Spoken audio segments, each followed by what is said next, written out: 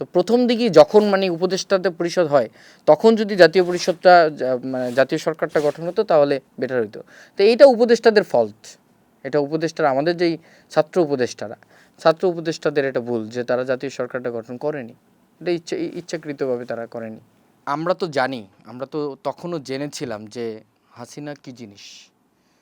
আমরা 18 সাল থেকে জানি যে লীগ কী জিনিস, এই নিষিদ্ধ লীগ বা আওয়ামী যে রেজিমটা, এই রেজিমটা এই দেশকে কীভাবে মানে আঁকড়ে ধরেছে, কীভাবে প্রত্যেকটা সেক্টরে কীভাবে গুণে ধরেছে, এটা তো আমরা জানতাম। এটা বেগম জিয়া এটা প্রতিষ্ঠা করেছেন বলি এটার উন্নয়ন করা যাবে না, এবং করে নাই। আমাদের দ্বিতীয় ক্যাম্পাস 2018 সালে শুরু হয়েছে, 24 সাল পর্যন্ত কিছুই হয় নাই। আমাদের বারবার আমাদের অগ্রজ যারা ছিল বারবার আন্দোলন সংগ্রাম করেও দেখা যাচ্ছে যে আমাদের বিশ্ববিদ্যালয় বাজেট বাড়াতে পারেনি, আমাদের বিশ্ববিদ্যালয় অন্য ফ্যাসিলিটিসগুলো বাড়াতে পারেনি। তো এটা আওয়ামী রেজিমে এটা ইচ্ছাকৃতভাবেই আপনার কোনো উন্নয়ন করা হয়নি। আন্দোলন সংগ্রামগুলোতে রসদ যোগায় জগন্নাথ বিশ্ববিদ্যালয়, আর এর ফল পায় ঢাকা বিশ্ববিদ্যালয়। আর আন্দোলনের একদম শুরু থেকে শেষ পর্যন্ত, যে আমি বললাম যে যখন ঢাকা বিশ্ববিদ্যালয় চুপ হয়ে গেল, যখন ঢাকা বিশ্ববিদ্যালয় থেকে মিছিল বের করতে পারছে না, ছেলেপেলেরা কথা বলতে পারতেছে না, হল ছেড়ে দিচ্ছে অনেকে, তখন কিন্তু জগন্নাথ বিশ্ববিদ্যালয় বিশাল মিছিল নিয়ে আপনার এই আন্দোলনের ভিন্ন মাত্রা যোগ করেছিল।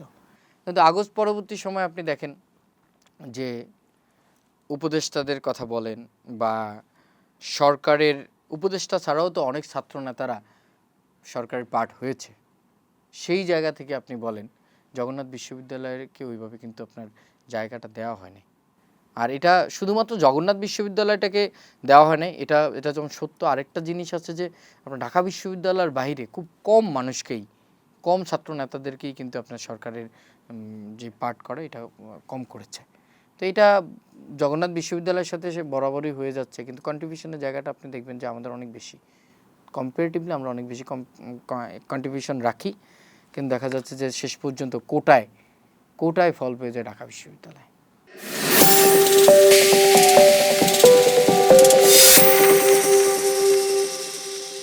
2024 সালের ছাত্র জনতার যে গণ অভ্যুত্থান সেটি ঢাকা বিশ্ববিদ্যালয় থেকে শুরু হলেও সেটি পর্যায়ক্রমে আমরা দেখেছি বাংলাদেশের বিভিন্ন শিক্ষা প্রতিষ্ঠানে ছড়িয়ে পড়েছে। সেই ক্ষেত্রে জগন্নাথ বিশ্ববিদ্যালয় তারাও পিছিয়ে ছিল না। সেই দিনের জগন্নাথ বিশ্ববিদ্যালয়ের সেই গল্পগুলো আমরা শুনবো, পাশাপাশি আরও কিছু বিষয় থাকবে সমসাময়িক বিষয়টি। আজকে মিরর ক্যাফে আমাদের সাথে বিষয় নিয়ে কথা বলার জন্য স্টুডিওতে উপস্থিত আছেন এ.কে.এম. রাকিব, সভাপতি, ছাত্র অধিকার পরিষদ, জগন্নাথ বিশ্ববিদ্যালয়। আপনাকে মিরর ক্যাফেতে স্বাগত জানাচ্ছি। ধন্যবাদ আপনাকে। যেমনটি বলছিলাম যে 2024-এর যে ছাত্র জনতার গণঅভ্যুত্থান, মানে এর যদি সূত্র বলি তাহলে কোটা সংস্কার আন্দোলন। তো এই গল্পটা একটু জানতে চাই। কোটা সংস্কার আন্দোলনের যেই প্রেক্ষাপট, সেই প্রেক্ষাপট আমরা এখন যেটা ধরে নিই যে 36 দিনের যে একটা প্রেক্ষাপট, তবে আমার জায়গাটা একটু ভিন্ন ছিল। আমি 2018 সালে ক্যাম্পাসে আসি, আমার ফার্স্ট ইয়ার, এবং তখনই যখন 18 সালে কোটা সংস্কার আন্দোলন হয় আমি কোটা সংস্কার আন্দোলনের সাথে যুক্ত, পরবর্তীতে ছাত্র অধিকার পরিষদের সাথে যুক্ত। আর 24শে গণ অভ্যুত্থানে আমি 15 তারিখ থেকে পুরোদমে অ্যাক্টিভ হয়েছি।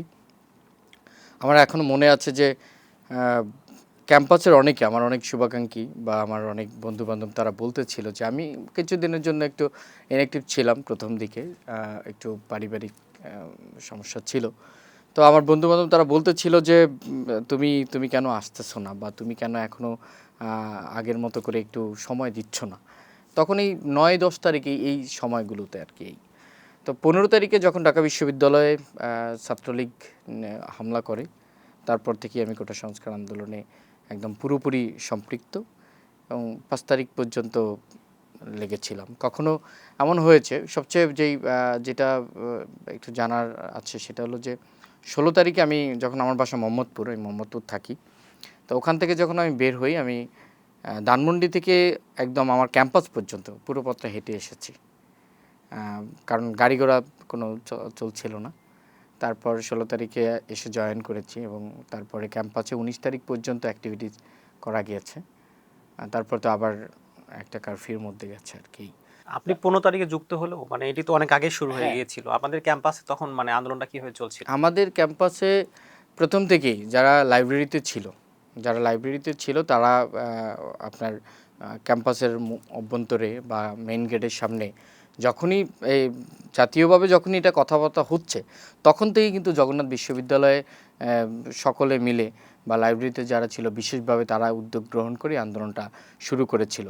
এবং আমি যতটুকু দেখেছি যে আমাদের যেই সমন্বয়ক ছিলেন যে আসিফ মাহমুদ, উনিও কিন্তু জগন্নাথ বিশ্ববিদ্যালয়ে গিয়েছে এবং আমাদের যে কাঁঠালতলা বলে ওখানে বসে এটা সম্ভবত 15 তারিখের আগের ঘটনা, 12 তারিখ 13 তারিখ হতে পারে। তো উনি ওখানে গিয়েছে এবং ওখানে যারা আছে তাদেরকে নিয়ে আপনার মিটিং করে কিভাবে আগানো যায় সেই জিনিসগুলো নিয়ে কথা বলেছে আর কি।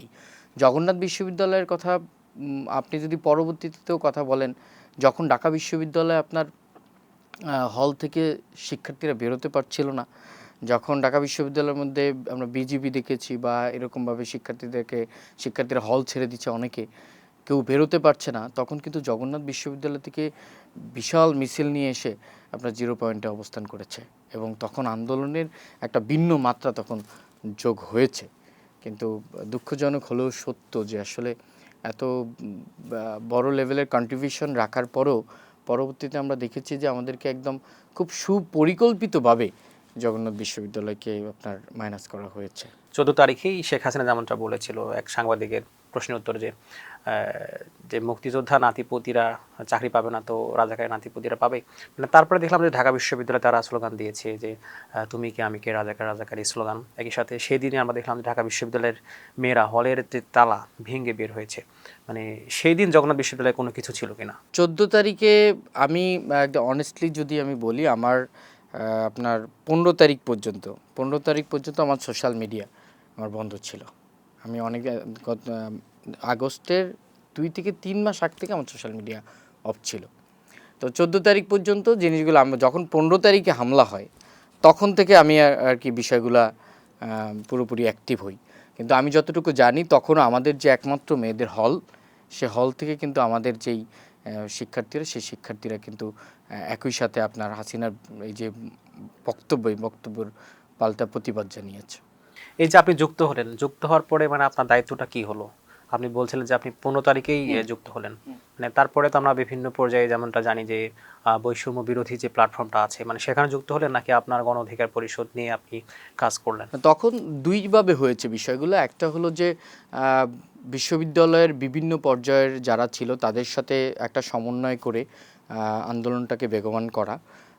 একই সাথে আমার যেই সংগঠনের সাথে যোগাযোগ করে এবং সংগঠনের এটাই নির্দেশনা ছিল যে যেহেতু এটা মানে একটা আন্দোলনটা আরও বেগবান করা দরকার ছিল, তো সেই জায়গা থেকে সংগঠনের নির্দেশনা ছিল যে সবাইকে নিয়ে, যারা এই এন্টি ফ্যাসিজম তাদের সবাইকে নিয়ে যাতে আন্দোলনটা বেগবান করা হয় এবং সেভাবেই কাজ করেছি। সংগঠন থেকে যতটুকু নির্দেশনা দেওয়া হয়েছিল সেভাবে। আবার ক্যাম্পাসে আমাদের অন্যান্য ছাত্র দলের বাইরা ছিল, তারপর ছাত্র শিবিরের ছিল, তারপর আপনার এই এখন যারা ছাত্র শক্তি অনেকেই দেখা যায় তখন রাজনীতি করে নেয়, তারাও অ্যাক্টিভ ছিল। তাদেরকে নিয়ে আবার ছাত্র ফ্রন্টের তাদেরকে নিয়ে একত্রিত হয়ে আন্দোলনটা বেগবান করা, এটাই করেছিলাম আর কি। আপনি বলছিলেন যে আপনারা সমন্বয় করছিলেন।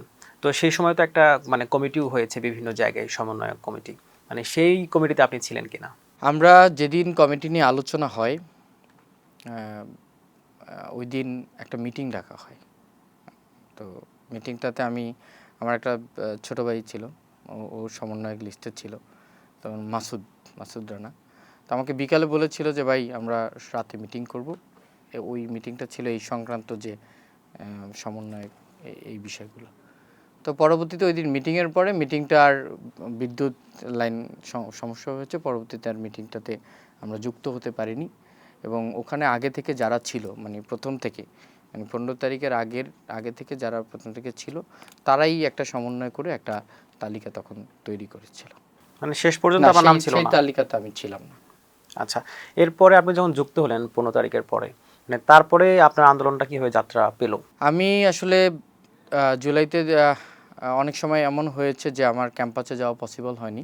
আমি আগেই বলেছি যে আমি মোহাম্মদপুর ছিলাম।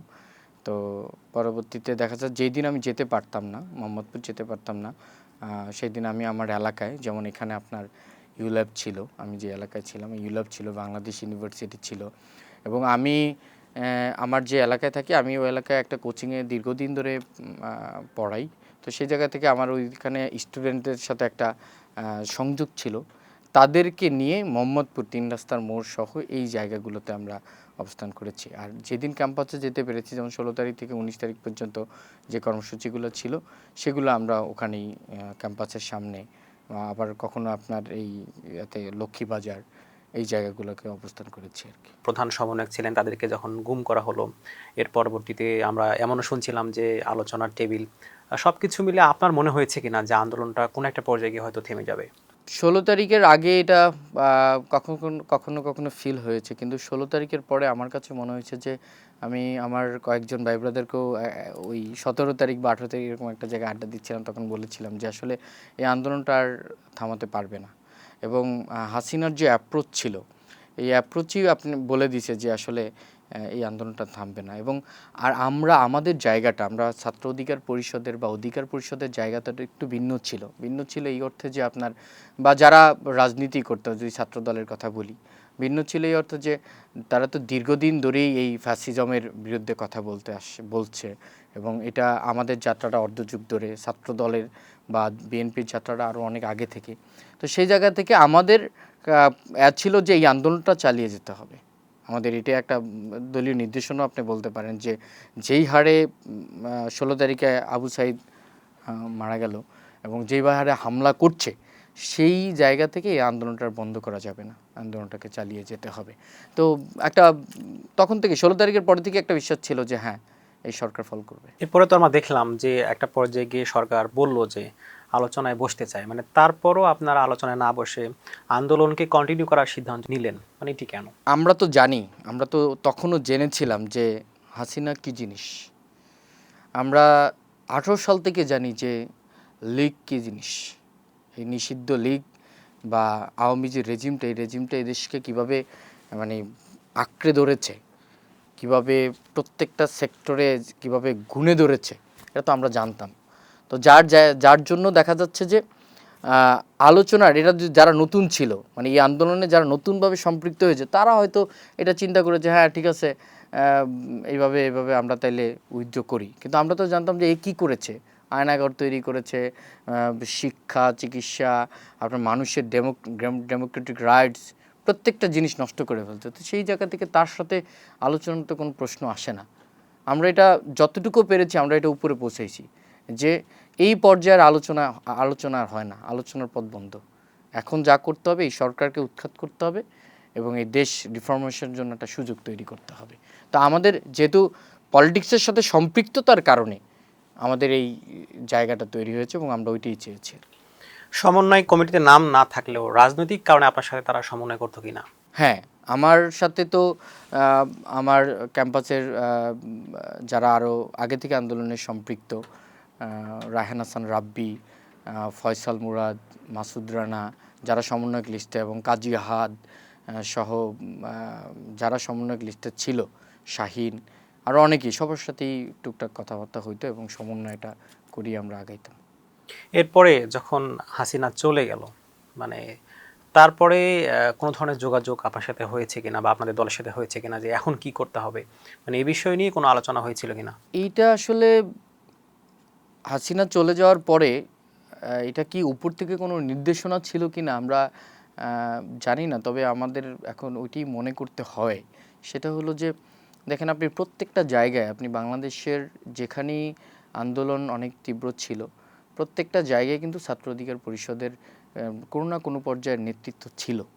কিন্তু দেখা যাচ্ছে যে আগস্ট পরবর্তী সময়, মানে হাসিনা চলে যাওয়ার পরে কেমন যেন সব জায়গা থেকে মানে তাদেরকে মাইনাস করা হয়েছে। এবং আমার ক্যাম্পাসে যেটা হয়েছে, আগস্টের পরে খুব ছোটোখাটো একটা বিষয় যেটা অসত্য ছিল, এরকম একটা বিষয় টেনে আমাকে মাইনাস করা হয়েছে। সে বিষয়টা আমি শুনতে চাই। খুব সম্ভবত ৭ তারিখ অথবা ৮ তারিখ আমি ক্যাম্পাসে গিয়েছি, এবং আমার এক বন্ধু আমাকে এসে বললো যে বন্ধু একটু কেরানীগঞ্জ যাবো। তো কেরানীগঞ্জ কেন যাবো, যে একটা লোক আসছে, যেই লোক আসছে তাকে দেখে আমাকে বলতেছে যে এই লোকের জমি অন্যজনে দখল করছে। তো আমরা গেলে যাতে ওনার প্রতি এটা না হয়, অন্যায়টা না হয়, সেজন্য একটু যাব। তা আমার বাইক আছে, তা আমি আমার বন্ধুকে নিলাম, আরও 2-3 জন ছোটো ভাই আমাদের সাথে গেল। তো পরে ওখানে গিয়ে এখন আমরা তো আর কাগজপত্রের জমির এগুলো বুঝি না। আমরা যেটা যা বললাম, যেটা মানে কমন কথা, যে আসলে আপনারা ঝামেলা করেন না, আপনারা কাগজপত্র রেডি করেন, কাগজপত্র রেডি করে বসে এটা একটা সমাধান করে নেন, তবে কারোর প্রতি অন্যায় কিন্তু হওয়া যাবে না। আমরা এটুকুই বসলাম, এবং ওখানে এমনও হয়েছে তারা মানে আমাদের চা খাওয়াইতে চাইছে, আমরা চাটাও খাইনি, নিজের টাকা দিয়ে ওখানে গেছি, আবার ওখান থেকে আসছি। তো পরবর্তীতে এইটাকে সূত্র ধরে কিছু উদ্দেশ্য প্রণোদিতভাবে নিউজ করানো হয়েছে যে ওখানে আমরা চাঁদাবাজি করেছি, এবং এই ঘটনাকে কেন্দ্র করে পরবর্তীতে আমাদের যেই প্রধান সমন্বয়ক খ্যাত যারা ছিলেন, তারা বলেছে যে আমরা যাতে আর এই ক্যাম্পাসের অন্যান্য কাজে যাতে সম্পৃক্ত না হই, মানে এটাকে একটু তারা গ্লোরিফাই করতে চেয়েছিল। পরবর্তীতে তো আর এটা প্রমাণ করার কোনো সুযোগই নেই, কারণ আমরা যে জায়গায় ওখানে কিছু করিনি সেটা কীভাবে প্রমাণ করবে আর কি। তো এভাবেই আর কি আসলে পরবর্তীতে দেখা যাচ্ছে যে অনেকে এসে ঢুকে পড়েছে, এবং আমাদের তো চিন্তা ভাবনা ছিল যে আপনার যেই সুযোগটা তৈরি হয়েছে এটা সর্বক্ষেত্রে মানে সবাইকে নিয়ে কাজে খাটানোর। আপনার কি মনে হয় না যে সেই সময় সেখানে না গেলেও হতো? মানে সেটা তো আপনার দায়িত্ব না, মানে সেখানে তো সরকার ছিল না, কিন্তু কিছুদিন পর তো সরকার আসতো। এখন যদি এটা এইভাবে বলা যায় যে ধরেন আমি ক্যাম্পাসের সামনে দাঁড়িয়ে আছি, আমার ক্যাম্পাসের সামনে একটা লোককে মারছে, এখন আপনি আমাকে বলবেন যে সেখানে আপনার যাওয়া দরকার ছিল কি ছিল না? অবশ্যই নৈতিকভাবে আমার ওখানে যাওয়া দরকার, এবং সেই সময়টা এরকমই ছিল।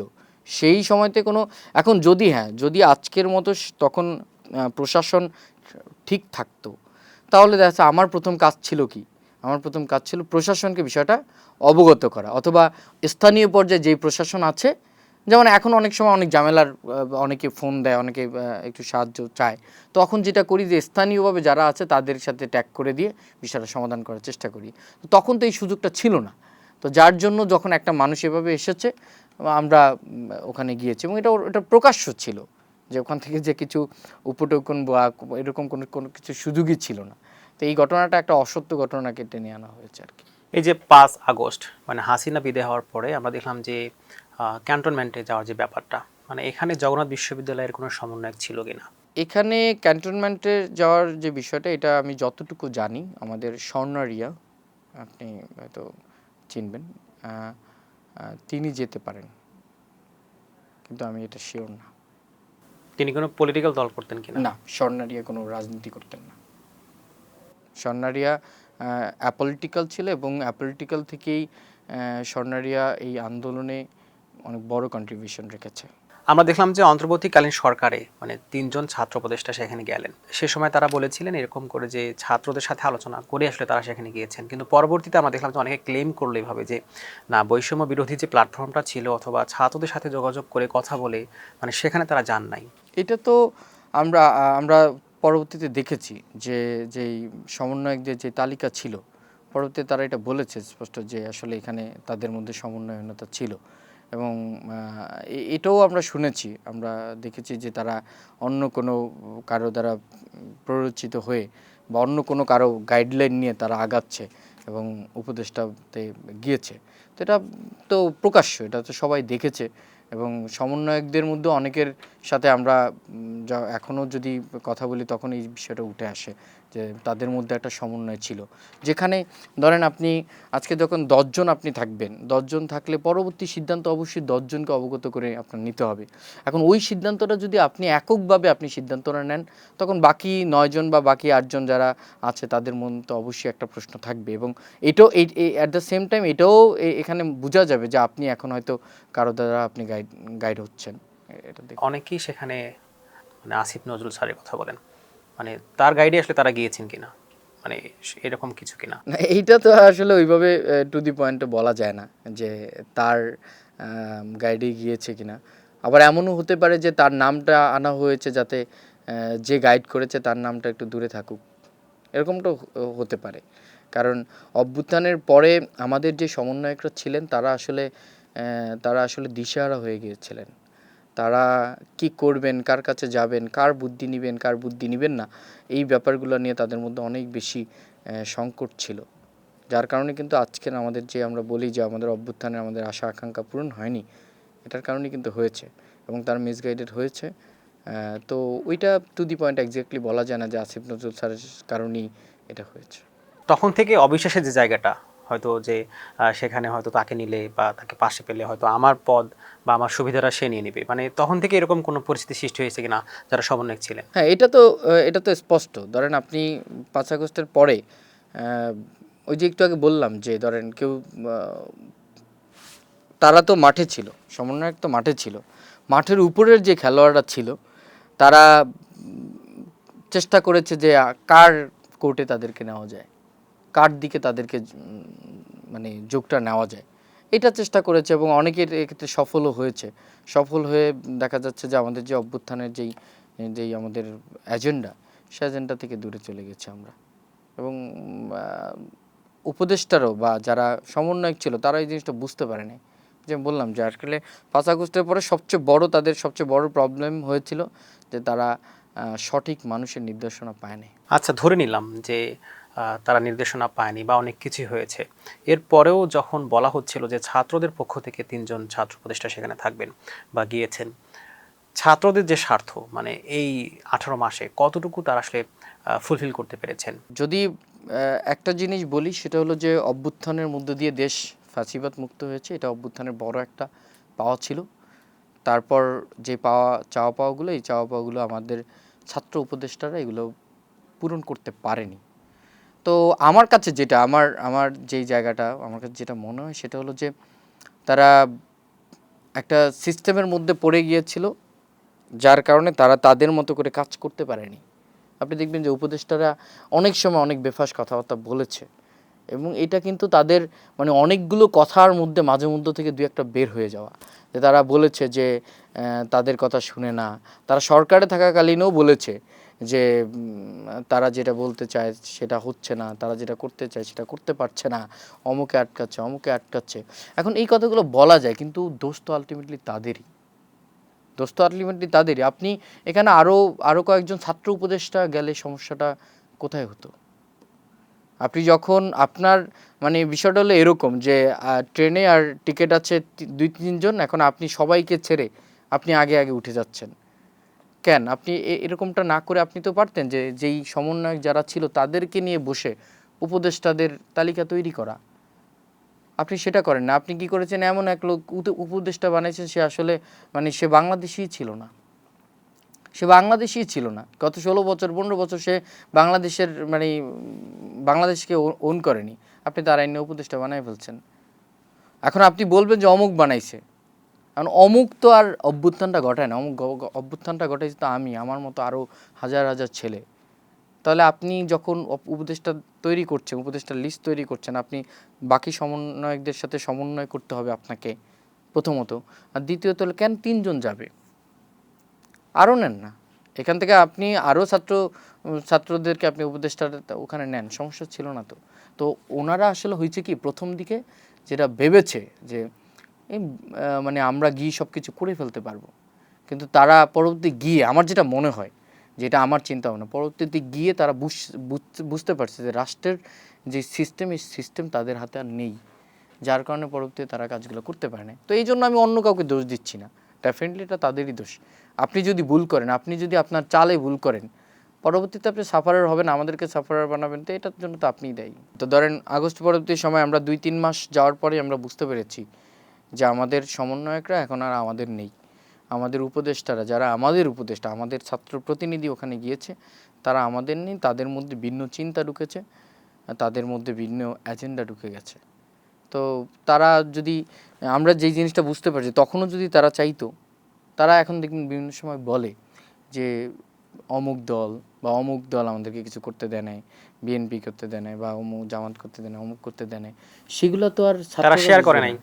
হ্যাঁ, তখন আপনারা বলতেন আগস্টের পরেও তো যেই আগস্টের যে জুলাইয়ের যে ভাইবসটা, সেটা তো দীর্ঘদিন ছিল। আপনারা তখন ক্ষমতায় থাকাকালীন কেন বললেন না? আপনারা কেন ক্ষমতার ছেড়ে দেওয়ার পরে এসে আপনারা বলতেছেন যে অমুক হয়েছে না, অমুক হয়েছে না, অমুক হয়েছে? তো এটার জন্য এখন আজকে যদি প্রধানমন্ত্রী দেশ চালাইতে হিমশিম খান বা ওনার যদি কোনো প্রবলেম হয়, তাহলে এটা তো উনি ক্ষমতায় থাকাকালীন সময় এটা সলভ করবে। কারণ উনি বের হয়ে যখন বলবে, যখন রাষ্ট্রের ক্ষতি হয়ে যাবে, দেশের ক্ষতি হয়ে যাবে, তখন কি দেশের মানুষ এটা মেনে নেবে নাকি? তো তাদের কাছে এই সুযোগটা ছিল, কিন্তু তারা এই সুযোগটা কাজে লাগায়নি। এটা বলতে পারেন পরবর্তীতে তার ব্যক্তি স্বার্থের দিকেও অনেকটা ঝুঁকে গেছে, নিজস্ব পার্টির দিকে, মানে নিজস্ব ব্যক্তিগত যেই উন্নয়নের দিকে ঢুকে গেছে, যার জন্য আর পরবর্তীতে তারা জাতীয় স্বার্থের থেকে দূরে চলে গেছে। আমরা সেই সময়েও জাতীয় সরকার একটা আলাপ আলোচনা শুনছিলাম, মানে সেটা হইল না, ব্যর্থতা আসলে কি বলবেন? জাতীয় সরকারের জন্য আমরা ছাত্র অধিকার পরিষদ কিন্তু অভ্যুত্থানের পরবর্তী সময় আমরা বলেছি জাতীয় সরকার গঠনটা গুরুত্বপূর্ণ ছিল, এবং আমাদের যে আদর্শিক মাদার পার্টি গণ অধিকার পরিষদ আপনি দেখেছেন যে বিভিন্ন সময় এটার আলাপ তুলেছে, কিন্তু এটা হয়নি। তো এইটা আসলে বলতে গেলে ধরেন অনেকভাবেই বলা যায়। হ্যাঁ, যেমন ধরেন যারা বড় দল আছে দেশের, তাদের জায়গা থেকেও এটার হয়তো কোনো বাধা ছিল যে হ্যাঁ ঠিক আছে জাতীয় সরকার হলে এখানে যেই সময়টা জাতীয় সরকার হওয়া দরকার ছিল তার থেকে অনেক দূরে গিয়ে যদি জাতীয় সরকার হয়, তখন এটা আরও দেশের জন্য আরও হুমকির হতে পারতো, কারণ মানুষের আস্থাটা চলে গেছে। তো প্রথম দিকেই যখন মানে উপদেষ্টাদের পরিষদ হয়, তখন যদি জাতীয় পরিষদটা মানে জাতীয় সরকারটা গঠন হতো তাহলে বেটার হতো। তো এইটা উপদেষ্টাদের ফল্ট, এটা উপদেষ্টারা, আমাদের যেই ছাত্র উপদেষ্টাদের এটা ভুল যে তারা জাতীয় সরকারটা গঠন করেনি, এটা ইচ্ছাকৃতভাবে তারা করেনি। এবং তারা যদি সে সময় জাতীয় সরকার চাইতো হয়তো হতো। হ্যাঁ, দেখেন আমি একটা উদাহরণ দিই আপনাকে। আমি মোহাম্মদপুর ছিলাম আন্দোলনের পরে, কোনো একটা কারণে মোহাম্মদপুর একটা জায়গায় আমরা কোনো একটা সমস্যার সমাধানে গিয়েছি। তো ওখানে একটা বড় দলের একটা বড় পদের একজন লোক ছিল। তো তার কাছে আমি তার বাচ্চার সমান আর কি, বা বয়সে। তো তার আমার প্রতি যেই রেসপেক্টটা ছিল, আমার কথার উপর তার যে একটা ছিল, গ্র্যাভিটি সে ফিল করতো। তো তখন এই যে ছাত্র উপদেষ্টা ছিল তাদের সবাই এভাবেই এই গ্র্যাভিটিটা ফিল করতো। ছাত্র উপদেষ্টারা চায়নি, তারা চাইলে তো অবশ্যই পারতো, কেউ এটা না করতে পারতো না। কারণ ধরেন আজকে যদি কেউ বাধা দিত, এটা তো অভ্যুত্থানটা তো শুধুমাত্র একটা নির্দিষ্ট রাজনৈতিক দলের ছিল না, বলতে পারবেন যে রাজনৈতিক দলের না। যদি বিএনপি বলে যে এটা শুধুমাত্র তাদের ছিল, এটা তাদের না। জামাত শিবির যদি বলে তাদের না।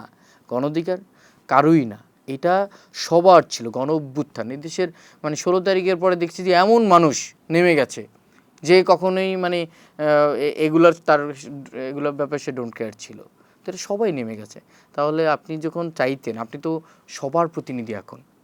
অভ্যুত্থানের পরে উপদেষ্টারা কি ছিল? উপদেষ্টারা ধরেন দল, জামাত, শিবির সবার, এদেশের সবার প্রতিনিধি ছিল। তো সেই জায়গাতে তারা তখন সিদ্ধান্ত নিলে অবশ্যই পারতেন, এটা অসম্ভবের কিছু ছিল না। এবং অনেকে যেমনটা বলেন যে এরকম যদি হইতো যে কোন ফায়াকুন মানে বললেই হয়ে যেত। হ্যাঁ, এই জায়গাটা তো এটা সত্য, কারণ এমন একটা জিনিস যেখানে পুরো দেশের মানুষ আপনাদের উপর ভরসা করছে, আপনাদের এক কথায় পুরো দেশের মানুষ অনেক কিছু পরিবর্তন করে করছে, তখন আপনারা কেন দেশের বৃহৎ স্বার্থের কথা চিন্তা করেন নাই? প্রথমের প্রসঙ্গে আসতে চাই। প্রথমের দিকে আপনি বলছিলেন যে জগন্নাথ বিশ্ববিদ্যালয় আসলে তেমন কিছুই পায় নাই, মানে এই গণঅভ্যুত্থানের যেভাবে তারা এখানে কন্ট্রিবিউশন রেখেছে, মানে এই প্রসঙ্গটা একটু যদি বলতেন। দেখেন, জগন্নাথ বিশ্ববিদ্যালয়, আমার বর্তমান বিশ্ববিদ্যালয় ভিসি স্যার একটা কথা বলেছিলেন যে আন্দোলন সংগ্রামগুলোতে রসদ যোগায় জগন্নাথ বিশ্ববিদ্যালয়, আর এর ফল পায় ঢাকা বিশ্ববিদ্যালয়। তো এটা সত্য একটা কথা। আপনি দেখেন, আমাদের কিন্তু একজন শহীদ হয়েছে, সাজিদ, আমার ছোটো ভাই সাজিদ শহীদ হয়েছেন। আর আন্দোলনের একদম শুরু থেকে শেষ পর্যন্ত, যে আমি বললাম যে যখন ঢাকা বিশ্ববিদ্যালয় চুপ হয়ে গেল, যখন ঢাকা বিশ্ববিদ্যালয় থেকে মিছিল বের করতে পারছে না, ছেলেপেলেরা কথা বলতে পারতেছে না, হল ছেড়ে দিচ্ছে অনেকে, তখন কিন্তু জগন্নাথ বিশ্ববিদ্যালয় বিশাল মিছিল নিয়ে আপনার এই আন্দোলনের ভিন্ন মাত্রা যোগ করেছিল।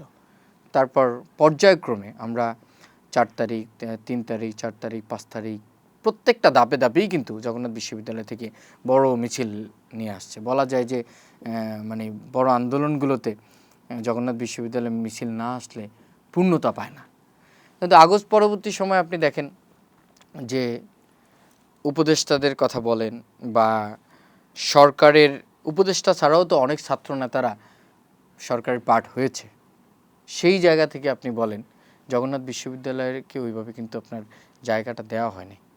আর এটা শুধুমাত্র জগন্নাথ বিশ্ববিদ্যালয়টাকে দেওয়া হয় নাই, এটা যেমন সত্য। আরেকটা জিনিস আছে যে আপনার ঢাকা বিশ্ববিদ্যালয়ের বাইরে খুব কম মানুষকেই, কম ছাত্র নেতাদেরকেই কিন্তু আপনার সরকারের যে পার্ট করে এটা কম করেছে।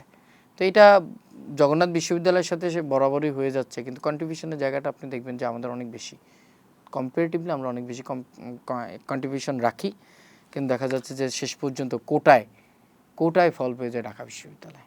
না, ব্যাপারটা এরকম কি না যে আমরা যেমনটা চিন্তা করি বা অনেকে যেমনটা করেন যে ঢাকা বিশ্ববিদ্যালয় মানে হচ্ছে অন্যান্য বিশ্ববিদ্যালয় থেকে একটু এগিয়ে আছে, মানে মেধাক্রম বা মেধার দিক থেকে, অতএব সেখান থেকেই হোক, মানে ব্যাপারটা এরকম কি না?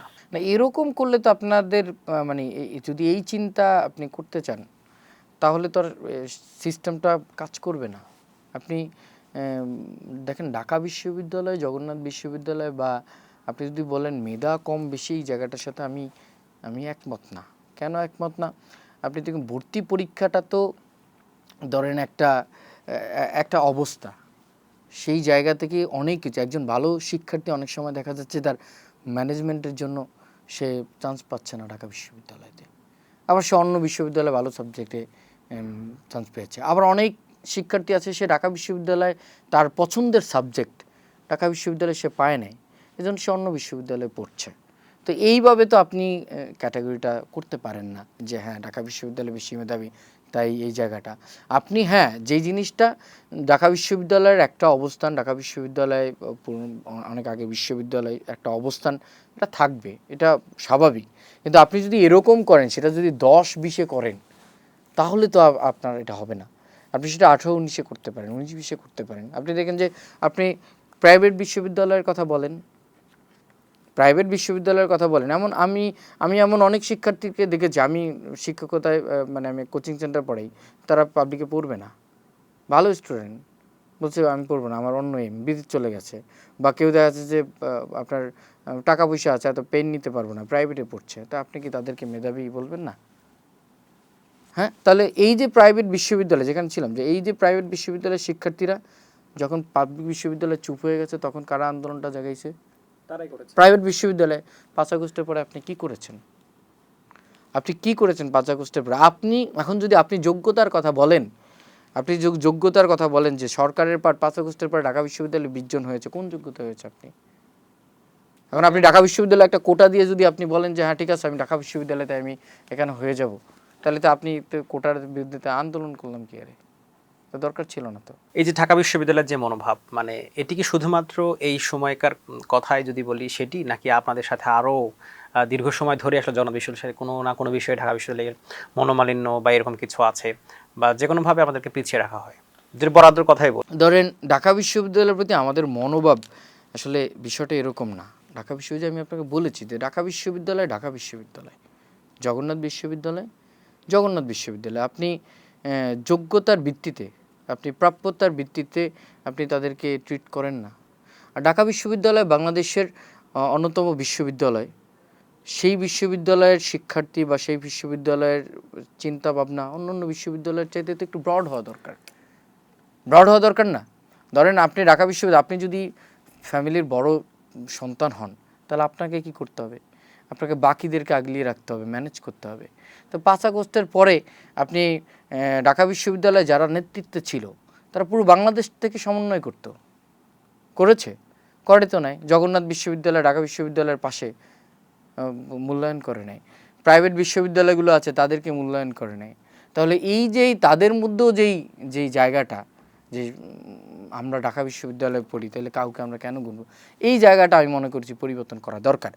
আর হ্যাঁ, বাজেটের জায়গা থেকে দেখেন, ঢাকা বিশ্ববিদ্যালয়ের অনেকগুলো হল বা ঢাকা বিশ্ববিদ্যালয়ের অনেকগুলো অ্যাক্টিভিটিস বেশি, যেটা অন্যান্য বিশ্ববিদ্যালয়ের তুলনায় তাদের বাজেট বেশি লাগবে, কিন্তু সেই তুলনায় আপনি অন্যান্য বিশ্ববিদ্যালয়ে কেন দিচ্ছেন না? যেমন আমার জগন্নাথ বিশ্ববিদ্যালয়ের কথাই বলি, আপনি হয়তো জানেন, জগন্নাথ বিশ্ববিদ্যালয়ে কিন্তু এখন পর্যন্ত ছেলেদের কোনো হল নেই, এখন পর্যন্ত নেই। 2005 সালে বিশ্ববিদ্যালয় প্রতিষ্ঠা হয়েছে, এখন পর্যন্ত নেই। তারপর বাজেটের দিক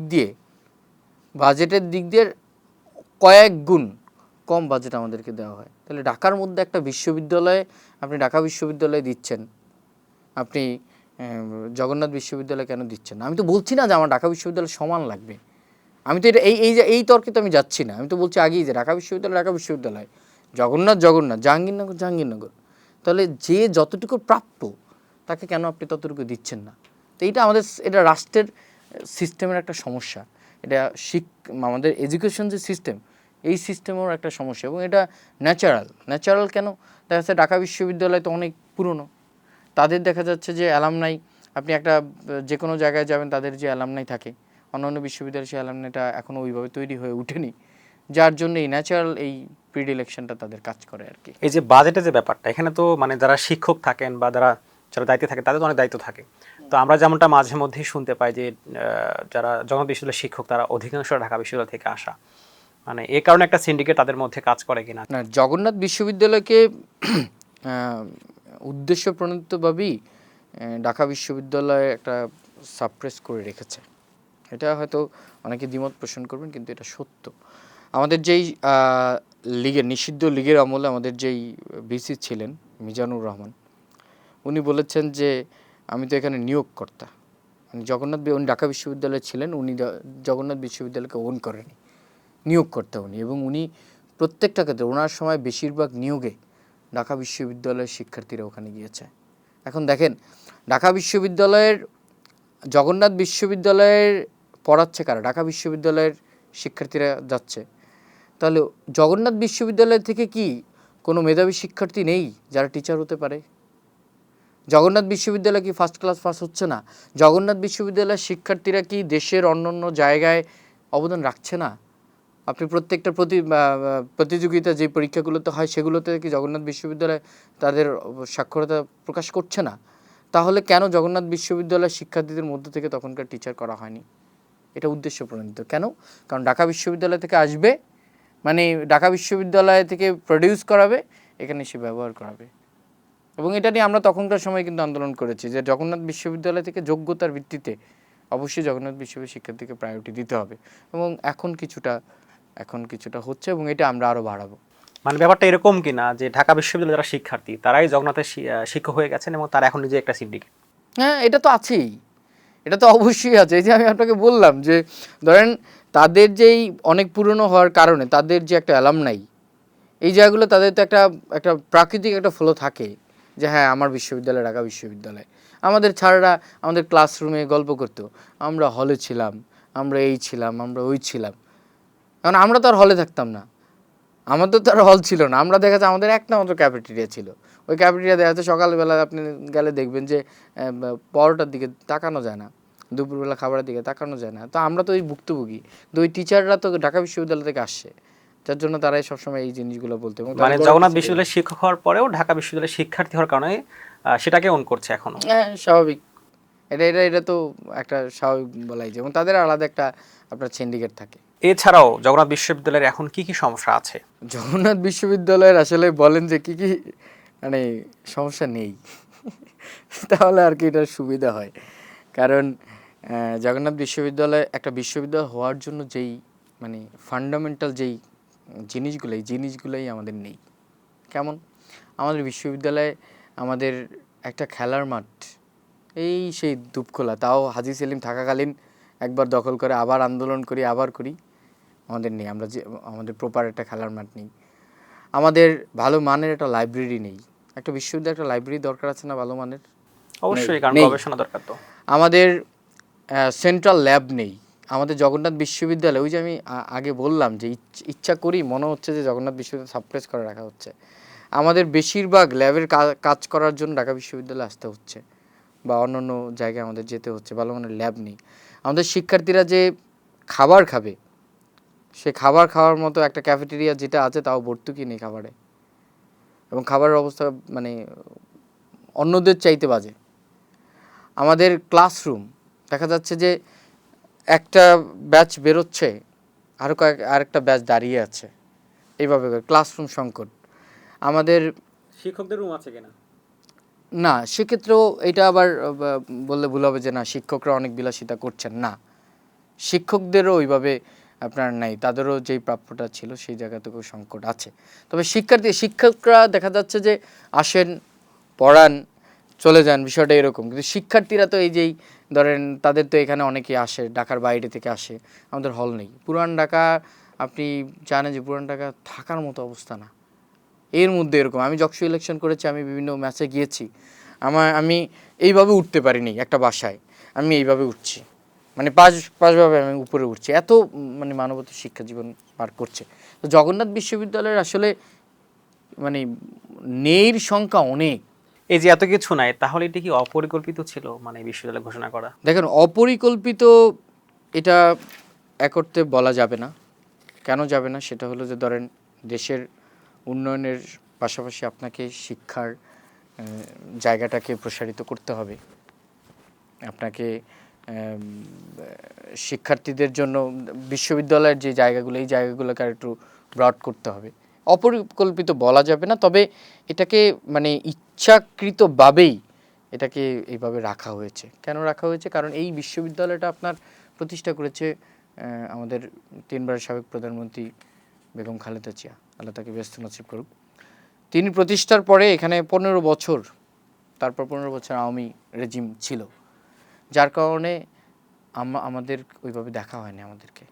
আমাদেরকে আওয়ামী নিষিদ্ধ লীগ ইচ্ছা করি এই বিশ্ববিদ্যালয় উন্নয়ন করেনি। মানে ব্যাপারটা এরকম কিনা যে বেগম খালেদা জিয়া মানে তিনি থাকা অবস্থায় এটি প্রতিষ্ঠা করেছেন বা উদ্বোধন করেছেন বলেই এটাই এক্সাক্ট কারণ যে এটা বেগম জিয়া এটা প্রতিষ্ঠা করেছেন বলি এটার উন্নয়ন করা যাবে না, এবং করে নাই। আমাদের দ্বিতীয় ক্যাম্পাস 2018 সালে শুরু হয়েছে, 24 সাল পর্যন্ত কিছুই হয় নাই। আমাদের আমাদের অগ্রজ যারা ছিল বারবার আন্দোলন সংগ্রাম করেও দেখা যাচ্ছে যে আমাদের বিশ্ববিদ্যালয় বাজেট বাড়াতে পারেনি, আমাদের বিশ্ববিদ্যালয় অন্য ফ্যাসিলিটিসগুলো বাড়াতে পারেনি।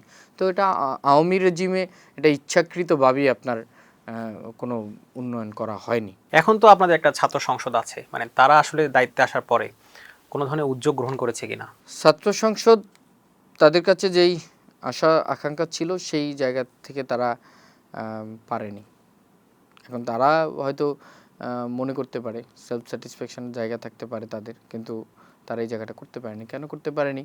দেখেন, আমাদের সবচেয়ে বড় চাওয়া ছিল এই যকসুর কাছে, আমাদের সবচেয়ে বড় চাওয়া ছিল যে যে ওই যে বেসিক যে জিনিসগুলোর কথা বললাম আপনারে, যে আমাদের থাকার জায়গা, আমাদের একটু খাওয়া দাওয়া যাতে করতে পারি, খাওয়া দাওয়া করে যাতে আমি ক্লাস করতে পারি, আমাদের যাতে ক্লাসরুমগুলো একটু আধুনিক হয়, আমাদের যাতে একটা ভালো মানের আমরা একটা লাইব্রেরি পাই, এই জিনিসগুলো আমাদের এখনো হয়নি। তারা দেখা যাচ্ছে যে যেগুলো প্রাইম, যেগুলো প্রধান, এই জিনিসগুলো প্রধান, তারা যাচ্ছে এগুলার ছাড়া তারা অন্যগুলো নিয়ে একটু বেশি কোনো প্রোগ্রাম করা, তাদের কোনো অনুষ্ঠান করা, এই জিনিসগুলো নিয়ে তারা একটু ব্যস্ত। কিন্তু যেগুলো শিক্ষার্থীদের যেগুলো একদম বেসিক নিডস, সেই জায়গাগুলোতে তারা এখনো কোনো আউটস্ট্যান্ডিং কোনো পরিবর্তন করতে পারেনি। তারা কি মানে চেষ্টাও করে নাই? এখন তারা চেষ্টা করে, আমি একটা কাজ করার জন্য চেষ্টা করছি না করছি সেটা তো আমার শিক্ষার্থীরা জানবে না, কিন্তু আমি কাজটা পারিনি সেটাই শিক্ষার্থীরা জানবে। এখন আমরা শিক্ষার্থী হিসেবে বা যারা শিক্ষার্থী আছে তারা তো ওইটা খুঁজবে না যে হ্যাঁ উনি অনেক চেষ্টা করেছে, পারে নাই, এটাই হলো কথা।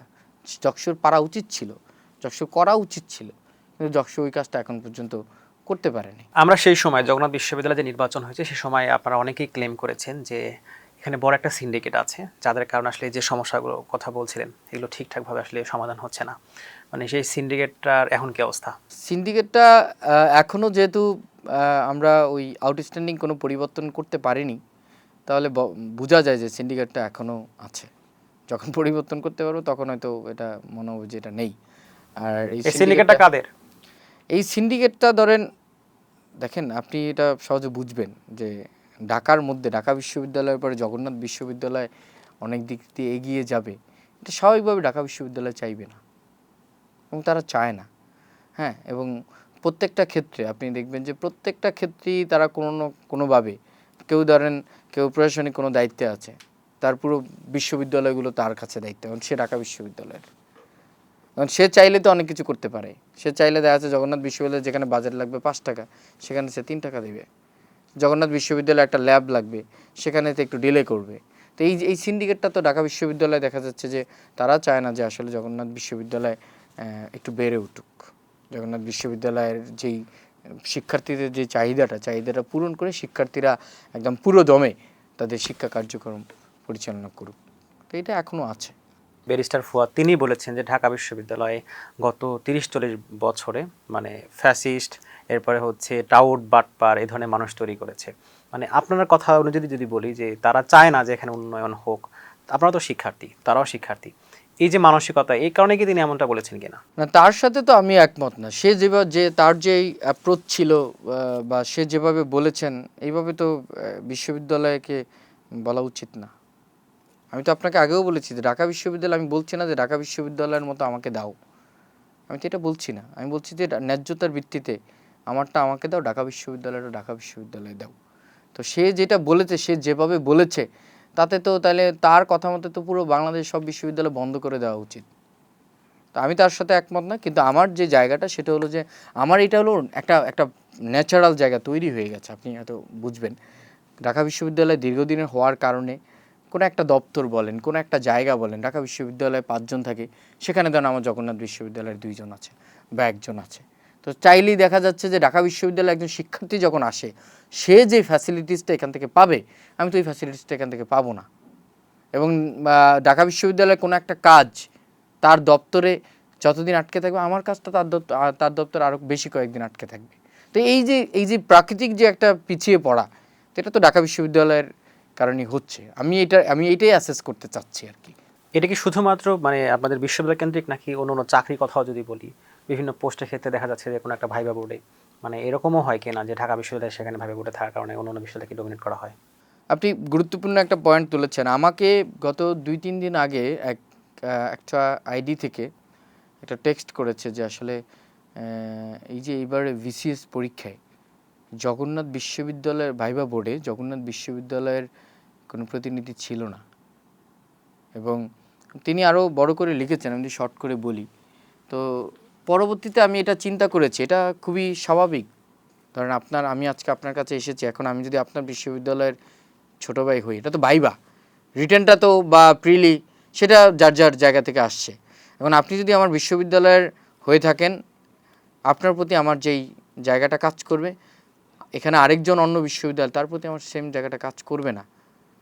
তো এটা তার কথা থেকে আমার এখন আপনি কোশ্চেনটাও করেছেন, আমার এটা মনে হচ্ছে যে এরকম করে অন্যান্য জায়গাগুলোতেও দেখা যাচ্ছে ঢাকা বিশ্ববিদ্যালয়ের শিক্ষার্থীরা কিছুটা হলেও তারা ফ্যাসিলিটেড হন। মানে এটা হওয়া উচিত কিনা, এবং এই মনোভাবটা অনেকটা ফ্যাসিস্ট কিনা, মানে শুধুমাত্র বিশ্ববিদ্যালয়ের ছোট ভাই হওয়ার কারণে আপনাকে একটা সুযোগ সুবিধা দিচ্ছে? এটা তো হওয়া উচিত না। আমি তো বলি যে আমি একটা ঘটনা বলি। আমার একদিন আমি মোহাম্মদপুর থাকতাম, আমার দুর্জয় বাসায় আসা যাওয়া করতাম। তো আমার একটা ছোট ভাই একদিন একটা রিক্সার সাথে গাড়ি, আমার যে বাস রিক্সার সাথে একটা ঝামেলা হয়েছে। ওটা ছোট ভাই রিক্সাওয়ালাকে খুব বেশি গালাগালি করতেছিল। তো আমি ওই সময় আর কিছু বলিনি, ও আমার এলাকায় থাকে। পরে আমি বললাম যে আসলে তুমি একটা বিশ্ববিদ্যালয়ে পড়ো, তোমার আচরণ তো বিশ্বমানের হবে। তোমার কারণ কোনো একজন, এই দেখো যে তোমার মধ্যে কারো একজন এই রিক্সাওয়ালার সন্তান হতে পারে, তার ভাই হতে পারে, তার এলাকার ছোট ভাই হতে পারে। তো সে তোমার আচরণটা সার্বজনীন হয়নি, এটা একটু ডিফারেন্ট করতে হবে। তো সেই জায়গা থেকে ঢাকা বিশ্ববিদ্যালয় বাংলাদেশের নিঃসন্দেহে ঢাকা বিশ্ববিদ্যালয় এগিয়ে আছে, হ্যাঁ। তো সেই জায়গাতে তাদের যে আচরণটা, এই আচরণটা তো সার্বজনীন হতে হবে। এখন তারা যদি মনে করে শুধুমাত্র ঢাকা বিশ্ববিদ্যালয়কে থেকে নেবে, আমার ছোটো ভাইকে আমি টানবো, তাহলে তো এটা অবশ্যই একটা ফ্যাসিস্ট এর মতো আচরণ। এবং এইটা করে আরও অনেক সমস্যা হয় কি, ধরেন আপনার একটা জায়গাতে যখন আপনি আপনার বিশ্ববিদ্যালয়ে নিয়ে আসবেন, তখন অন্যরা তো বঞ্চিত হচ্ছে। এখন দেখা যাচ্ছে যে এবং অনেক এই ক্ষেত্রে পরিশ্রমের দিক থেকে, হ্যাঁ, এবং অনেক ক্ষেত্রে যোগ্য যে প্রার্থী তাকে কিন্তু বাছাই করা হ্যাঁ, হয় না। এটাই বলছে যে পরিশ্রমের দিক থেকে দেখা যাচ্ছে ঢাকা বিশ্ববিদ্যালয়ের শিক্ষার্থী থেকে উনি বেশি পরিশ্রম করেছে। তাহলে আপনি যখন শুধুমাত্র আপনার বিশ্ববিদ্যালয় হওয়ার কারণে যখন আপনি তার প্রতি একটু ফলো দেখাবেন, তখন তার প্রতি আপনি অন্যায় করছেন না। তো এটা তো রাষ্ট্রের জন্য ক্ষতি। ছাত্র অধিকার পরিষদ, আপনার ছাত্র সংগঠন, মানে এটি কি শুধুমাত্র ঢাকা বিশ্ববিদ্যালয় কেন্দ্রিক যে যাত্রা, এটি শুরু হওয়ার কারণে সেখানেই সব কিছু বেশি ম্যান পাওয়ার বা অন্য অন্য কিছু, মানে পুরো বাংলাদেশের আপনার অবস্থানটা কেমন? ছাত্র অধিকার পরিষদে ঢাকা বিশ্ববিদ্যালয়ে যে বেশি বা অন্যান্য বিশ্ববিদ্যালয় বা অন্যান্য জায়গায় যে কম, বিষয়টা এরকম না। ছাত্র অধিকার পরিষদে আলহামদুলিল্লাহ সব জায়গায় আমাদের সেই শুরু থেকে একটা ভালো অবস্থান আছে এবং প্রতিটা ক্ষেত্রে ছাত্র অধিকার পরিষদের একটা ইউনিক ক্যারেক্টার হলো যে আপনার যখনই শিক্ষার্থীদের কোনো সংকট তৈরি হয় তখনই ছাত্র অধিকার পরিষদ ওখানে দাঁড়িয়ে যায় এবং এটা এরকম হয় যে অনেক সময় যাদের দল থেকে নির্দেশনা নেই তাও এটা যৌক্তিক কিন্তু শিক্ষার্থীদের পক্ষে তখন ছাত্র অধিকার পরিষদ দাঁড়িয়ে যায়। তো এটা ঢাকা বিশ্ববিদ্যালয়ে আমাদের অবস্থান আছে, জগন্নাথ বিশ্ববিদ্যালয় থেকে শুরু করে প্রত্যেকটা বিশ্ববিদ্যালয়ে আমাদের অবস্থান আছে, কোনটাতে বেশি কোনটাতে কম, এই জিনিসটা এরকম নেই আর কি। আপনি একটু আগে বলছিলেন যে ঢাকা বিশ্ববিদ্যালয়ে অনেক জায়গায় আসলে তাদের বিশ্ববিদ্যালয় হওয়ার কারণে সুযোগ সুবিধা দেয়। তো এটি তো গেল শুধুমাত্র মানে চাকরির ক্ষেত্রে বা অন্যান্য ক্ষেত্রে, মানে রাজনীতিতে এরকম হয় কিনা যে ঢাকা বিশ্ববিদ্যালয়ের ছাত্র নেতা বলে আসলে সে কেন্দ্রীয় কমিটিতে জায়গা পেয়ে যায় বা সেভাবে এগিয়ে থাকে? হ্যাঁ, এটা রাজনীতিতে হয় এবং এই রাজনীতিতে যেটা হয় সেটা খুবই স্পষ্ট। যেমন ধরেন চাকরির ক্ষেত্রে যেটা হয় সেটা কিন্তু আসলে আননোন থাকে বা ওইটা ওইভাবে সবাই জানে না। কিন্তু রাজনীতির ক্ষেত্রে আপনি দেখবেন লক্ষ্য করলেই এটা দেখা যায় এবং আমাদের থেকে শুরু করে প্রত্যেকটা, আমি অনেস্টলি বললে আমাদের বাংলাদেশের রাজনীতির প্রত্যেকটা ক্ষেত্রে এরকমটা হয়ে থাকে। আমি মনে করি কোনো ক্ষেত্রে হয়তো এটা ঢাকা বিশ্ববিদ্যালয়ের আমাদের যে সহযোদ্ধারা আছেন তারাও এটা অনেক সময় পছন্দ করেন না যে আসলে এইভাবে হয়ে আসুক। তারাও চায় যে একটা নিরপেক্ষতার জায়গা তৈরি করে তারপর আসুক। তবে ছাত্র অধিকার পরিষদ সবসময়, আপনি জানেন যে আমাদের যে বর্তমান কমিটি আমাদের সভাপতি নাজমুল হাসান ভাই, উনি ঢাকা কলেজের শিক্ষার্থী। তো সেই জায়গা থেকে ছাত্র অধিকার পরিষদ সবসময় চেষ্টা করে যে, আমি যদি আপনাকে বলি যে আসলে আমরা শতভাগ শুদ্ধ, তাই এই কথাটা নিতে অনেকের কষ্ট হবে, কিন্তু আমরা চেষ্টা করি। আমাদের কথা হলো যে আপনার আমরা শতভাগ পারবো না, কিন্তু আমরা চেষ্টা করি যে গতানুগতিক যে ছাত্র সংগঠনগুলো আছে সেই ছাত্র সংগঠনগুলোর বাইরে পথ চলতে। আমরা দেখলাম যে সাম্প্রতিক সময়ে মেহের আফরোজ শাওন তিনি একটি পোস্ট দিয়েছেন সিডিআই জুলাই এভাবে দিয়েছেন।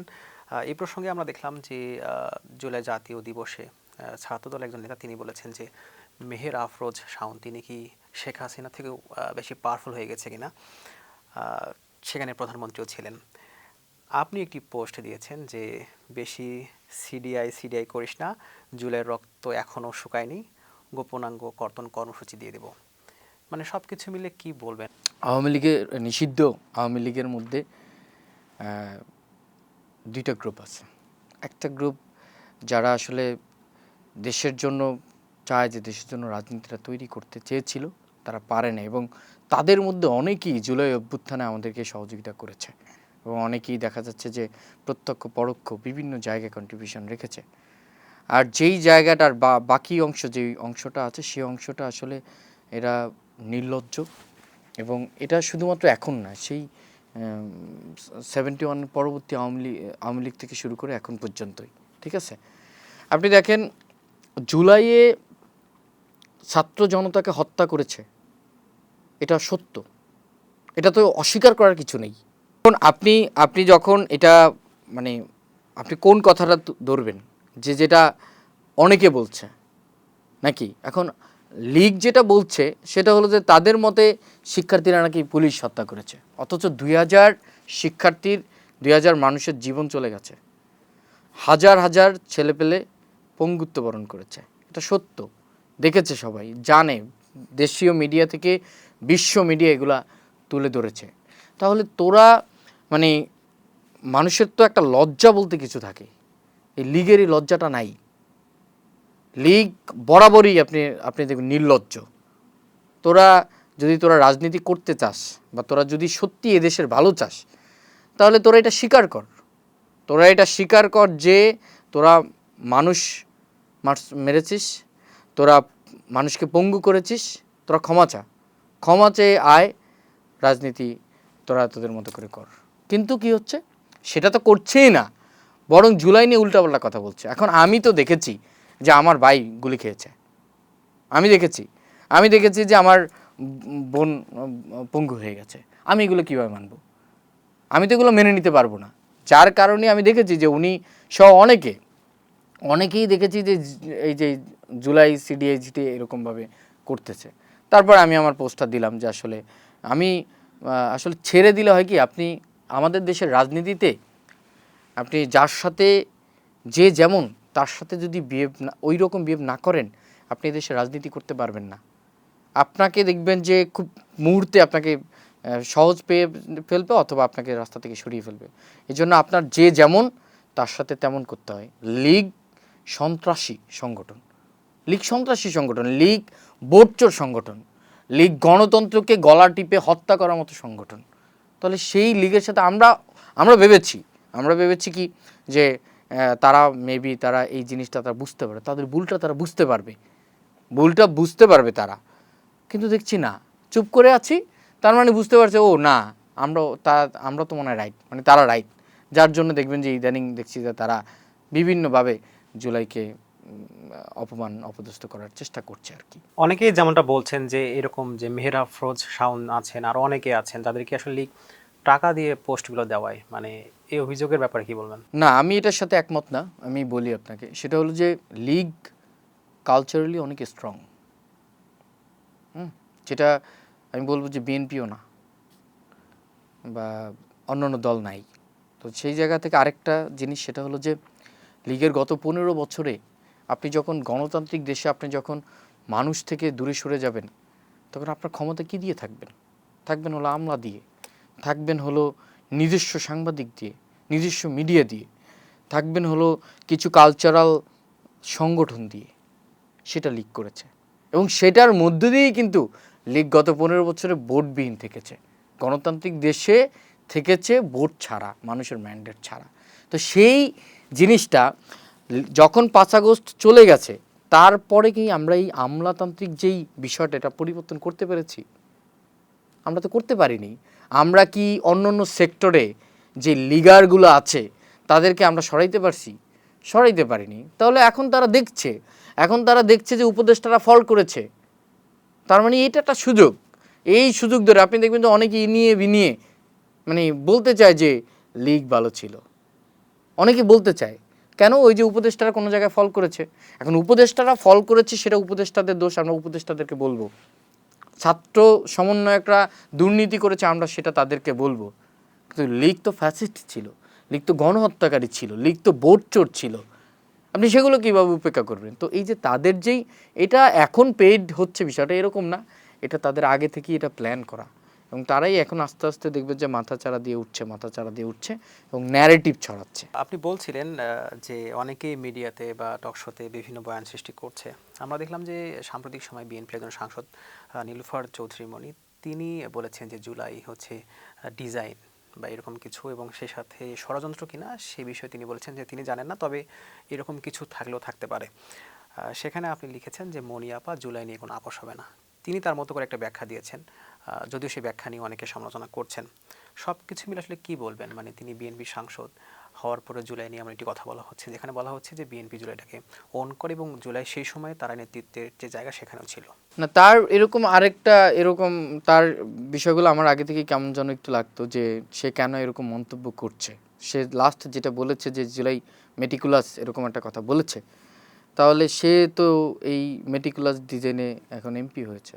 কেন হয়েছে? তাহলে সরে যাক সেখান থেকে। সে যদি মেটিকুলাস ডিজাইনে হয়ে থাকে, তাহলে সে যে এমপি হয়েছে, মেটিকুলাস ডিজাইন নাহলে তো সে এমপি হইতো না। তাহলে সেখান থেকে সরে গিয়ে তার বলা উচিত ছিল যে জুলাই মেটিকুলাস ছিল না। এরপরে একটা ব্যাখ্যা আমরা দেখলাম, এবং সেই ব্যাখ্যাটা নিয়েও অনেক সমালোচনা করছেন এভাবে, যে তিনি সেটা মিন করেন নাই, কিন্তু আমরা তো দেখেছি সেই টকশোটা। সেটা মিন করে নেই তার কথার মধ্যে। মানে আপনি এমন একটা কথা কেন বলবেন যেটাতে জুলাই হালকা হয়? জুলাই তো হালকা জিনিস না। তাহলে আপনি সরকারের, যেই সরকার অভ্যুত্থান না হলে যে সরকার ক্ষমতা আসতে পারতো না, সেই সরকারের আপনি একটা পার্ট, এবং আপনি কিন্তু মানুষের ভোটে আসেন নাই। আপনি কীভাবে আসছেন? সংরক্ষিত আসনে আসছেন। তাহলে আপনি তো আরও বেশি সুবিধাও এই সরকার থেকে পেয়েছেন।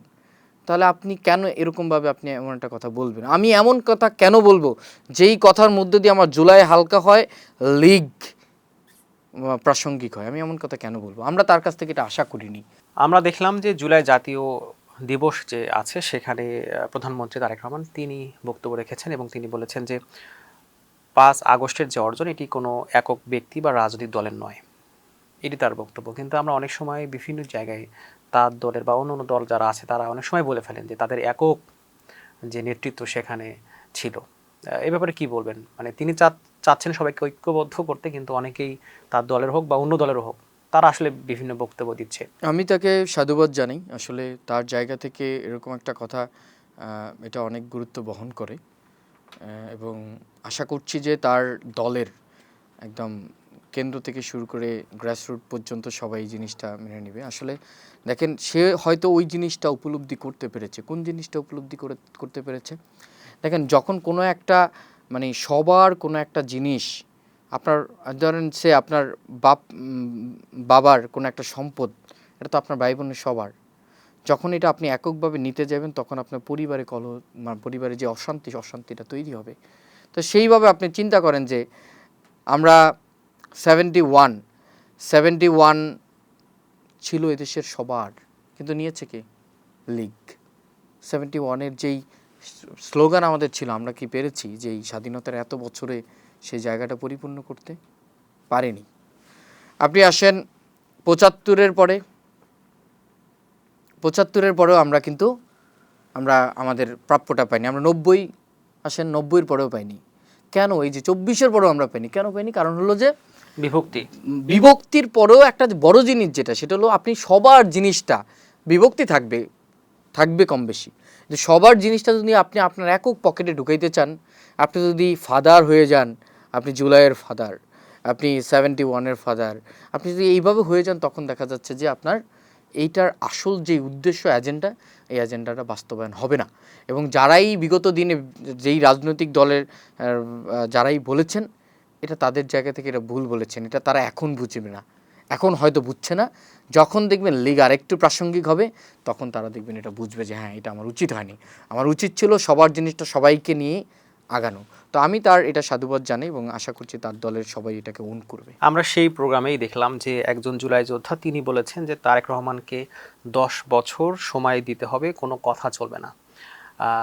আরেকজন বলেছেন যে এরকম যে জামাত জুলাই নিয়ে ব্যবসা করছে, বিএনপি এটিকে ধারণ করছে। মানে আপনি মনে করেন কি না যে শুধুমাত্র রাজনৈতিক দলগুলো নয়, বরং যারা জুলাই মানে সে সময় ছিলেন, যারা জুলাই যোদ্ধা হিসেবে এখন পরিচিত, মানে তারাও একটা বিভক্তির দিকে চলে গেছে? এইটা আসলে ধরেন কিছু জায়গায় তো হয়েছে, যারা জুলাই যোদ্ধা ছিল বা পলিটিক্সের বাইরে যারা ছিল, তারা তাদের কিছু ক্ষেত্রে তাদের অনুধাবনটা সঠিক। কেন সঠিক বলবো? দেখেন, ধরেন আমি একটা পলিটিক্স করি, আমার কথার মধ্যে কোনো না কোনোভাবে শেষ গন্তব্য হলো অধিকার পরিষদ। আবার দলের কেউ কথার মধ্যে শেষ গন্তব্য তার দল। তো যারা পলিটিক্স করে, কিন্তু যারা পলিটিক্স করে না, তাদের কিন্তু গন্তব্যটা ছিল সার্বজনীন এবং দেশ, এটাই তাদের গন্তব্য ছিল। তো সেটা তারা দেখেছে তো আগস্ট পরবর্তী সময়ে কারা জুলাইটাকে নিয়ে ব্যবসা করেছে, কারা জুলাইটাকে নিয়ে ফায়দা লুটেছে, আবার কারা জুলাইটাকে ওন করছে। এটা বেশিরভাগ মানুষ এটা বুঝতে পারতেছে। আবার কিছু আছে যারা দেখা যাচ্ছে যে উদ্দেশ্য প্রণোদিতভাবে কিছু কথাবার্তা বলা। তো সেই জায়গা থেকে আমি বলবো যে জুলাই আসলে সবাই ধারণ করে। আমরা যারা ফ্যাসিজমের বিপক্ষে আছি, আমরা সবাই জুলাইকে ধারণ করি। হয়তো আমাদের ওয়ে অফ এক্সপ্রেশনটা একটু ভিন্ন। এখন বিরোধী দল যেভাবে এক্সপ্রেশন দিচ্ছে, সরকার তো সেভাবে দিবে না। সরকার তো আরেকটা নির্দিষ্ট স্ট্রাকচার থাকবে, আবার সাধারণ মানুষ আরেকটা স্ট্রাকচার থাকবে। তো সে জায়গাতে জুলাই সবাই ওন করে, কিন্তু সাধারণ মানুষের মধ্যে একটা ক্ষোভ, যেটা আমাদের মধ্যেও আছে, যে আমরা আরও কিছু করতে পারতাম। এই ক্ষেত্রে মানে যারা জুলাই যোদ্ধা আছেন, মানে আপনি মনে করেন কি না তারাও আসলে বিভিন্ন দলের দিকে মানে ঝুঁকে পড়েছেন, এবং তাদের হয়ে এখন তারা জুলাইটাকে ধারণ করার থেকেও ওই দলটাকে বেশি ধারণ করছে? যে ভিডিও ক্লিপটা, সেখানে একজন কমেন্ট করেছে এভাবে যে এই জুলাই যোদ্ধাও বিক্রি হয়ে গেছে। এখন এইটা তার কোন ধারণা থেকে বলছে এটা আমি জানি না, তবে আমার যেটা কথা সেটা হলো, ধরেন বাংলাদেশের মানুষ তো দুই ভাগে বিভক্ত। একটা ভাগ হলো, দেখেন সব সময় দেখবেন ক্ষমতার সাথে থাকতে চায়, সব সময় তারা যখনই একদল ক্ষমতা আসে তখন খোলস চেঞ্জ হয়ে যায়, কথাবার্তার মধ্যে দিয়ে তারা ক্ষমতার সাথে আছে এটাই বোঝায়। আরেকটা ভাগ মানুষ আছে, তারা সব সময় বিপ্লবী আছে, তারা সব সময় সরকারের বা ক্ষমতার বিপরীত দিকে অবস্থান করছে। এখন সেই জায়গা থেকে হতেও পারে অনেকে দেখা যাচ্ছে যে এখন বিএনপি ক্ষমতায় আছে, বিএনপি ক্ষমতায় আছে বা এই সরকার ক্ষমতায় আছে, দেখা যাচ্ছে যদি আমরা এই জিনিসগুলো বলি তাহলে দেখা যাচ্ছে আমি হয়তো কোনো দিক দিয়ে একটু কি সুবিধা পেতে পারি। অথবা অনেক সময় দেখা যাচ্ছে যে আমার বড় কেউ হয়তো জামাতের পলিটিক্স করে, এনসিপির পলিটিক্স করে, এখন আমি একজন অ্যাপলিটিক্যাল মানুষ, আমি যদি এই কথাটা বলি তাহলে আমি তার থেকে কোনো একটা ফায়দা নিতে পারবো। তো এই ক্ষেত্রে বলা যায় যে হ্যাঁ এটা হতে পারে, এটা অবিশ্বাসের কিছু নাই, অবিশ্বাসের কিছু নাই। এই যারা অ্যাপলিটিক্যাল ছিল তারাও কোনো পলিটিক্যাল দলের পকেটে যেতে পারে, এটা অবিশ্বাসের কিছু নেই। প্রধানমন্ত্রী তারেক রহমান জুলাই জাতীয় দিবস সেই প্রোগ্রামে বলেছেন যে জুলাই শহীদদের আত্মত্যাগ স্মরণীয় করে রাখতে সরকার প্রতিশ্রুতিবদ্ধ। বেশ কয়েকদিন আগে দেখলাম যে নাহিদ ইসলাম তিনি বলেছেন যে জুলাই গণঅভ্যুত্থানের যে জাদুঘরটা আছে এটা এখনো খুলে দেওয়া হয় নাই, জনগণ আসলে খুলে ফেলবে 5 তারিখে যদি খুলে দেওয়া না হয়। মানে সরকার বলছে তারা এই স্মৃতিগুলোকে সংরক্ষণ করবে অথবা তাদের যে আত্মত্যাগ তাকে সংরক্ষণ করবে। একই সাথে আবার জুলাই স্মৃতি জাদুঘর খোলার ব্যাপারেও যারা আছেন তারা আপত্তি করছেন, কি বলবেন? দেখেন সরকার, ওই যে বললাম না যে ধরেন সরকারের একটা নির্দিষ্ট রোডম্যাপ আছে, সরকার, এই সরকার অবশ্যই জুলাইকে ওন করে এবং এই সরকার ওন করতে হবে, কারণ এটা দিবালোকের মতো সত্য যে এই সরকার যদি জুলাই সংগঠিত না হতো তাহলে সরকার আসতে পারতো না। তো সেই জায়গা থেকে সরকার অবশ্যই জুলাইকে ওন করেই কাজ করছে। এখন হতে পারে যে তারা সময় নিচ্ছে বা পদ্ধতিগতভাবে তারা অন্যভাবে আগাচ্ছে, তো সেইটা তাদেরও আবার খোলাসা করা উচিত, অ্যাট দ্য সেম টাইম তাদের খোলাসা করা উচিত। আর নাহিদ ইসলাম যেটা বলেছেন সেটা তো আসলে তার বিরোধী দলের রাজনীতির জায়গা থেকে বলেছেন, অথচ আরও অনেক কিছু বিষয় আছে তাদের কথা বলার। আমি বলছি না যে জুলাই জাদুঘরটা একদম একটা মামুলি বিষয় না, এটাও গুরুত্বপূর্ণ, এটা নিয়েও সে বিরোধী দল হিসেবে তার যে প্রেশারটা দেওয়া দরকার সেটা সে দিয়েছে, কিন্তু আরও অনেকগুলো বিষয় তো দেখা যাচ্ছে যে আছে, সেগুলো নিয়েও তো আমরা বিরোধী দল থেকে অথবা তাদের থেকে আমরা অনেক কিছু আশা করি। আবার ধরেন বিএনপি ক্ষমতায় আসার আগেও তো অনেকগুলো বিষয় করা যেত, তখন কেন করলো না? এই যে ধরেন আজকে আমি যদি বলি এই যে লিগার যে শাওন, হ্যাঁ, যে মানে সে হলো পুরুষ নারী, নারী এখন দুই ভাগে বিভক্ত হয়ে গেছে। লিগারের যে নারীগুলো আছে সেটা হলো পুরুষ নারী, আর যারা জুলাইয়ের পক্ষে ছিল তারা এই দেশকে ওন করে তারা হলো মহিলা নারী। তো এই যে শাওন পুরুষ নারী, এই শাওন পুরুষ নারীকে এই সরকার আগে কেন তার বিরুদ্ধে ব্যবস্থা নিল না? এবং শাওন ছাড়া অনেকেই তো বলেছে তাদের বিরুদ্ধে কেন ব্যবস্থা নিল না?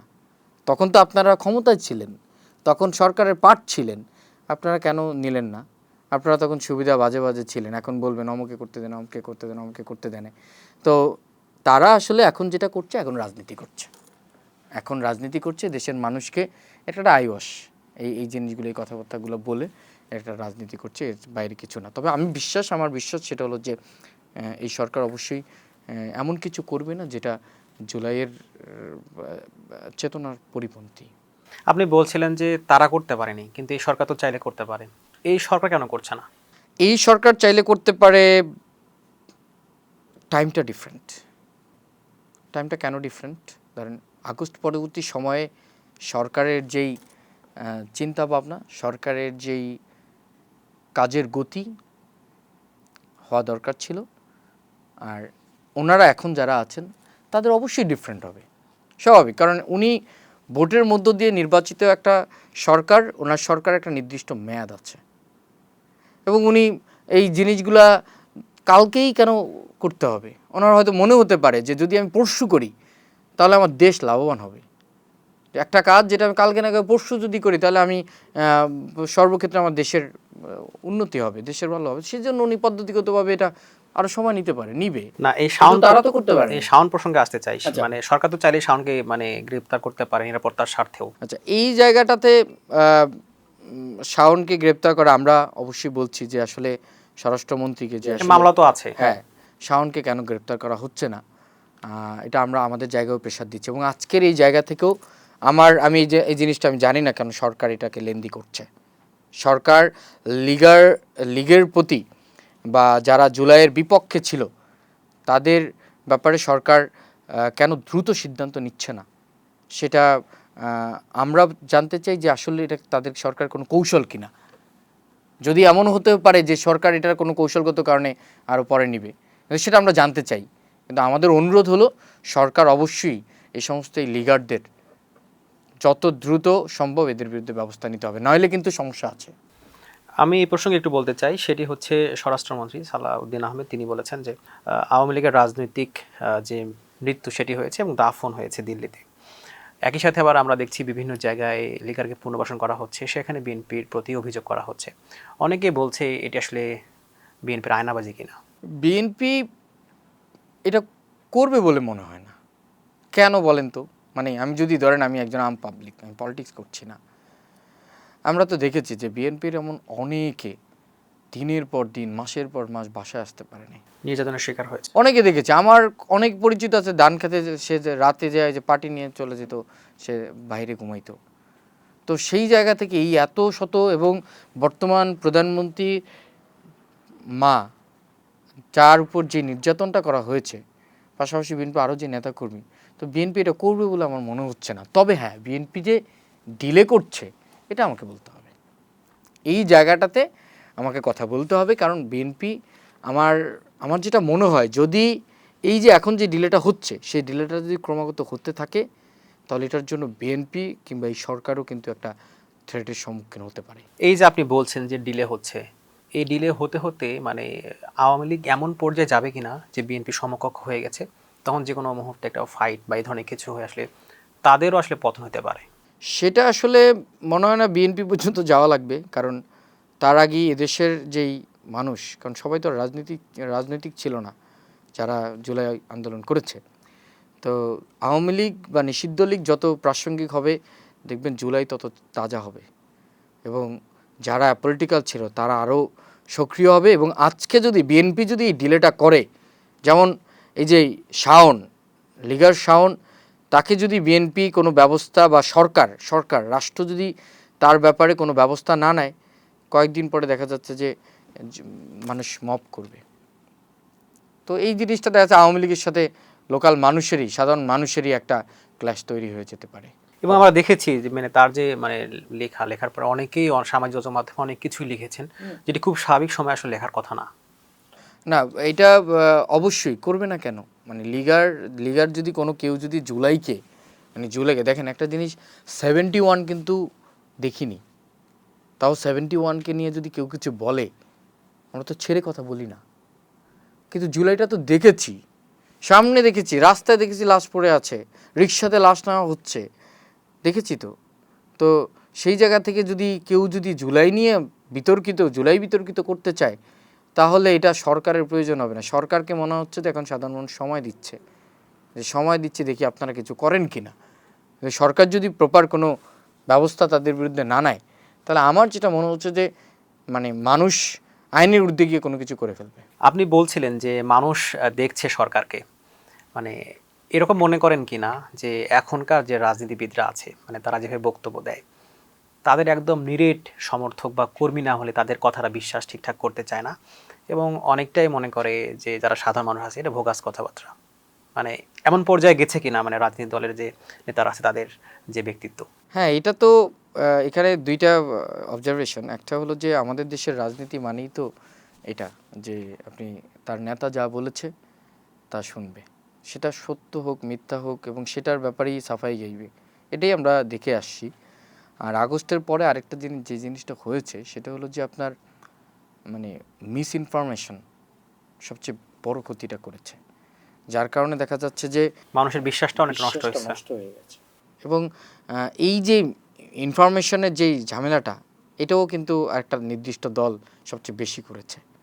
তো যার জন্য হয় কি, এটা এখন অবশ্যই আছে এবং এটা কাটাতে হবে, না হলে এদেশের রাজনীতি যেই কালচারটা পরিবর্তন হবে না। আর যে রাজনৈতিক কালচার আপনি পরিবর্তন না করতে পারেন, তাহলে দেখা যাচ্ছে যে বড় ধরনের কোনো পরিবর্তন দেশে আসছে না। এই যে গুজবের কথা আপনি বলছেন, গুজব ছাড়াও আমি যদি বলে নেই, একটা উদাহরণ দিই, যে প্রধানমন্ত্রী তারেক রহমান তিনি বলেন রামিসার বাসায় গিয়ে যে 1 মাসের মধ্যেই সেই হত্যাকাণ্ডের যে বিচার সেটি কার্যকর করা হবে। 1 মাস পার হয়ে গেছে কিন্তু এখন পর্যন্ত কিন্তু কার্যকর হয়নি। মানে এই ধরনের যে বক্তব্যগুলো আছে অনেকেরই আছে, মানে তাদের এক ধরনের কথা যখন এটি বাস্তবায়ন না হয়, আস্তে আস্তে মানুষের যে বিশ্বাস এটি আসলে ভেঙে যাওয়ার কারণেই মানে একটা অবিশ্বাস তৈরি হয়ে গেছে কিনা। এখানে ধরেন 5 তারিখের পরে সবচেয়ে যেই দেশে যে জিনিসটা হয়েছে সেটা হলো পপুলিজমটা পলিটিক্সের চাইতে বেশি হয়ে গেছে। কিন্তু এটা একটা বড় সমস্যা হয়ে দাঁড়িয়েছে। দেখেন আজকে আপনি চাইলে অনেক কিছু করতে পারবেন না, আপনাকে সময় নিতে হবে। আপনি যদি মনে করেন যে আজকে হুট করেই অনেক কিছু পরিবর্তন করে ফেলবেন, আপনি এমন প্রতিশ্রুতি রাজনীতির ক্ষেত্রে দেওয়া যাবে না। না দিয়ে কিন্তু ভালো। দিতে হচ্ছে। কেন দিতে হচ্ছে? ওই যে 5 তারিখের পরে পপুলিজমটা বেশি হয়ে গেছে।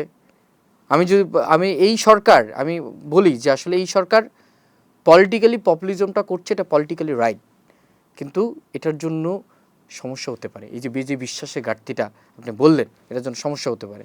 যেমন ধরেন আমি অন্য একটা প্রসঙ্গ যদি আনি, আমাদের বাজেটটা হয়েছে এবার, কিছু জিনিস আমার কাছে একটু এলোমেলো লেগেছে এবং বাজেট নিয়ে দেখেছি যে মানুষজন সবাই ভালো, ওকে ফাইন, কিন্তু কিছু জিনিস এলোমেলো হয়েছে, যার কারণে দেখা যাবে 2-3 বছর পর যখন সরকার প্রতিশ্রুতি রাখতে পারবে না, তখন দেখা যায় মানুষের মধ্যে অবিশ্বাস তৈরি হবে। তো আমি মনে করি যে সরকার পপুলিজম থেকে ধীরে ধীরে কী হতে হবে, বের হয়ে আসতে হবে। 2 মাস রামি স্যার যে এটা 2 মাস বললে তো সমস্যা হতো না, অথবা আরেকটু এটা পদ্ধতিগতভাবে বা আরেকটু যদি ওইভাবে মানুষকে বোঝানো হতো। গণতান্ত্রিক দেশে রাজনৈতিক দলের কাজ কী, একজন নেতার কাজ কী? নেতার কাজ হলো যে মানুষকে কনভিন্স করা। মানুষকে সত্যটা বা সঠিক যে জিনিসটা বুঝাতে হবে। কারণ আমার স্বাভাবিকভাবে আমার মা আমি যেটা দেখি রাজনীতি করছে, আমি যেটা দেখি আমার মা সেটা দেখছে না। তাহলে আমার কাছে আমার মাকে ওই জিনিসটা বোঝানো, কারণ আমার মা পলিটিক্যাল, যে এই কারণে হয় নাই, যে এই কারণে হয় না বা এটার এই অবস্থায় আছে। এইভাবেই তো রাজনৈতিক দলগুলা বা ডেমোক্রেসি রান করে। তো আমাদের দেশে এটা আসলে নেই। অ্যাট দ্য সেম টাইম আমাদের দেশের মানুষের মানে এটা হয় কি রাজনৈতিক দলের কারণে কি হয়নি আমি ঠিক বলতে পারতেছি না, যে মানে ডেমোক্রেসি নিয়ে তাদের যে ধারণা, তাদের যে বিশ্বাস, এই বিশ্বাসটা যদি এরকমই থাকে, তাহলে দেখা যাচ্ছে যে সরকার ভালোভাবে কাজ করতে পারবে না। আমরা সংসদ প্রসঙ্গে আসতে চাই। সংসদে তো ব্যাপক বিতর্ক হচ্ছে, অনেকে বলছেন এটি ক্যামেরার সামনের একটা অবস্থা, মানে বিতর্ক হচ্ছে খুব বেশি, কিন্তু আসলে ভিতরে সরকার বিরোধী দল আসলে একই সূত্রে গাঁথা, তা আসলে মিলে ঝিলে কাজ করছে, সবাই সবাইকে স্পেস দেওয়ার যে জায়গাটা সেটা দিচ্ছে, যার কারণে সাধারণ মানুষ ভুক্তভোগী হচ্ছে। কি বলবেন?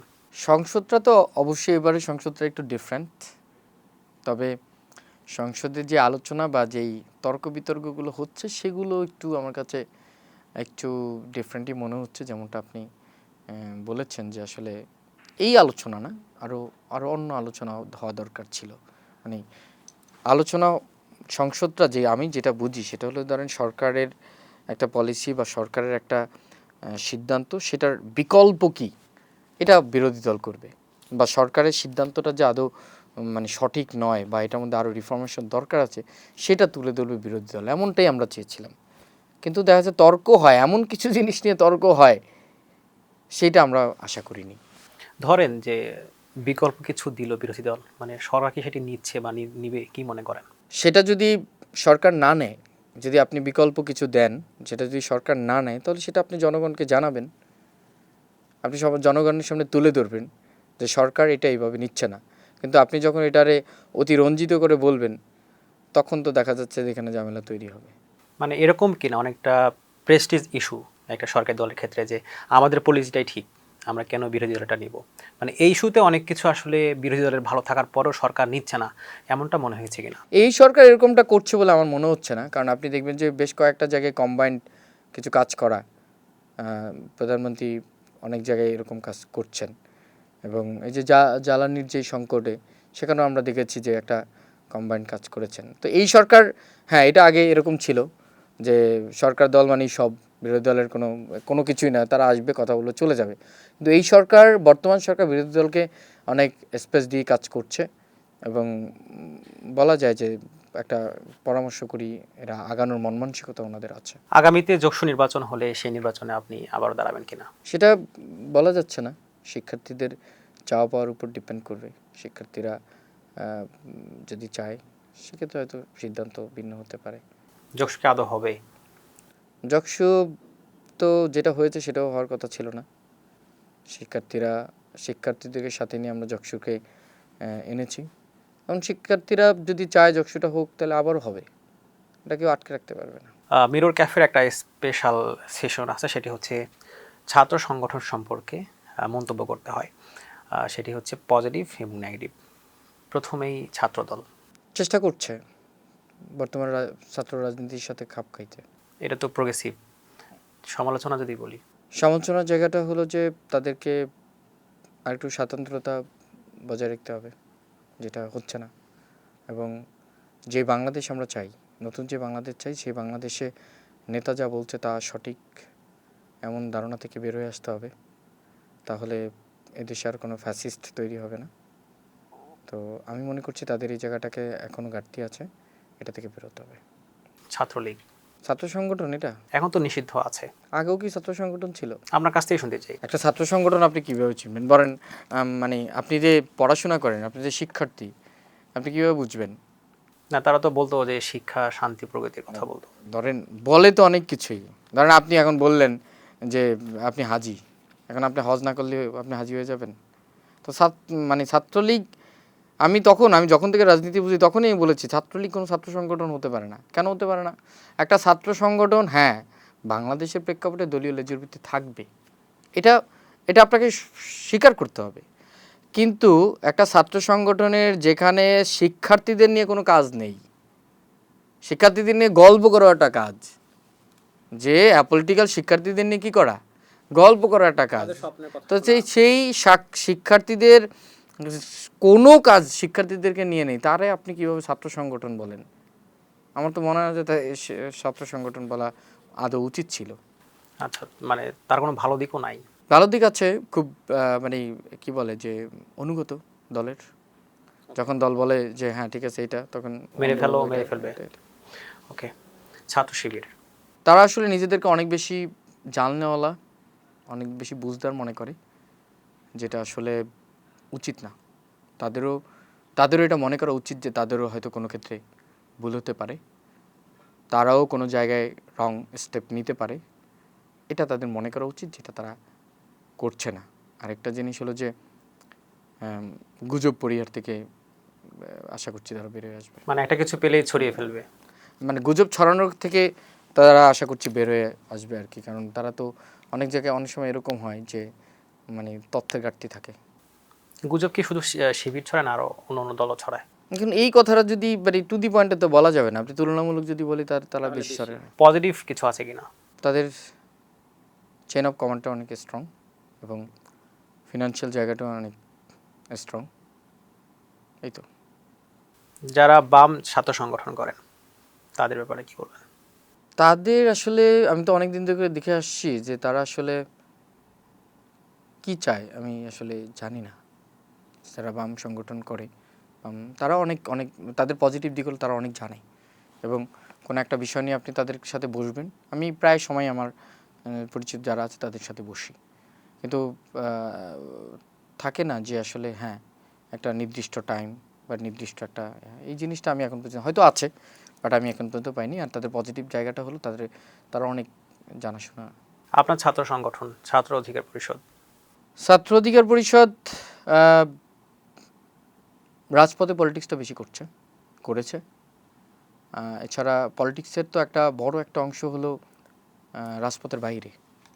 রাজপথে হয়তো 10% বা 20%। তো ছাত্র অধিকার পরিষদ শুধুমাত্র ওই 20%ই করেছে, যে ইনার যে পলিটিক্সটা, ডিপ যে অভ্যন্তরীণ যে পলিটিক্সটা, সেই পলিটিক্সটা করতে পারেনি। এবং দেশের জন্য সবসময় যে যেখানেই ছিল, এবং আমার ক্ষেত্রে এরকম অনেক হয়েছে যে এটা আমি হয়তো বললে করলে মানে আমাদের ছাত্র অধিকার পরিষদ যেই যারা সাবেক ছিলেন তাদের সমস্যা হবে, তারপর বলতাম, কারণ এটা দেশের স্বার্থ, এটা ক্যাম্পাসের স্বার্থ। তো এই জিনিসটা ছাত্র অধিকার পরিষদের আছে। সবশেষ জানতে চাইবো, অনেক ছাত্র সংগঠনের কথা আপনি বলেন, আপনি মনে করেন কি না যে ছাত্ররা আসলে পড়াশোনা না করে মানে ছাত্র রাজনীতিটা বেশি করছে, এবং এটা করতে গিয়ে তারা মাদার পার্টিকে বেশি সার্ভ করতেছে, এবং আলটিমেটলি যে পরিমাণে সময় সেখানে যাচ্ছে এতে দেশের ক্ষতি হচ্ছে? ছাত্র রাজনীতি তো দরকার আছে, দেশের জন্য ছাত্র রাজনীতি দরকার আছে।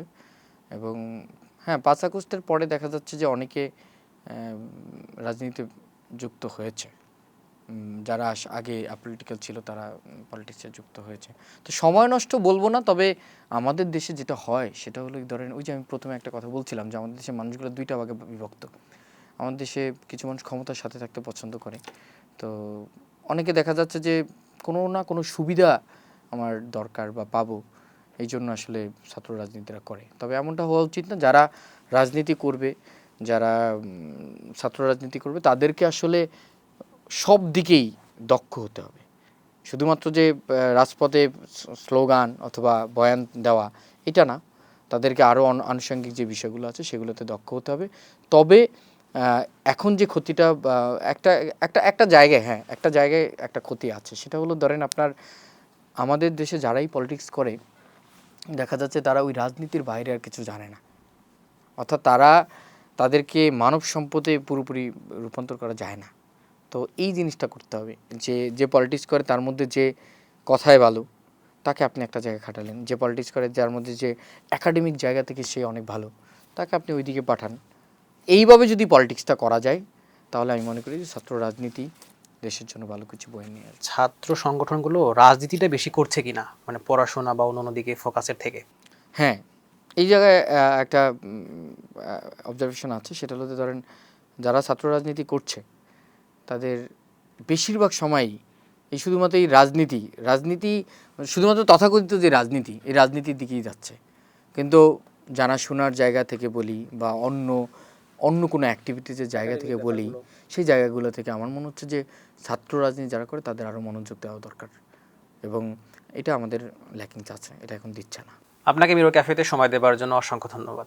আপনাকেও ধন্যবাদ। দর্শক, আমরা যেমনটি শুনছিলাম ছাত্র রাজনীতি নিয়ে কথা, দেশ কোন দিকে এগোচ্ছে। আবারও আগামী কোনো পর্বে দেখা হবে, সেই পর্যন্ত ভালো থাকুন, সুস্থ থাকুন, ধন্যবাদ।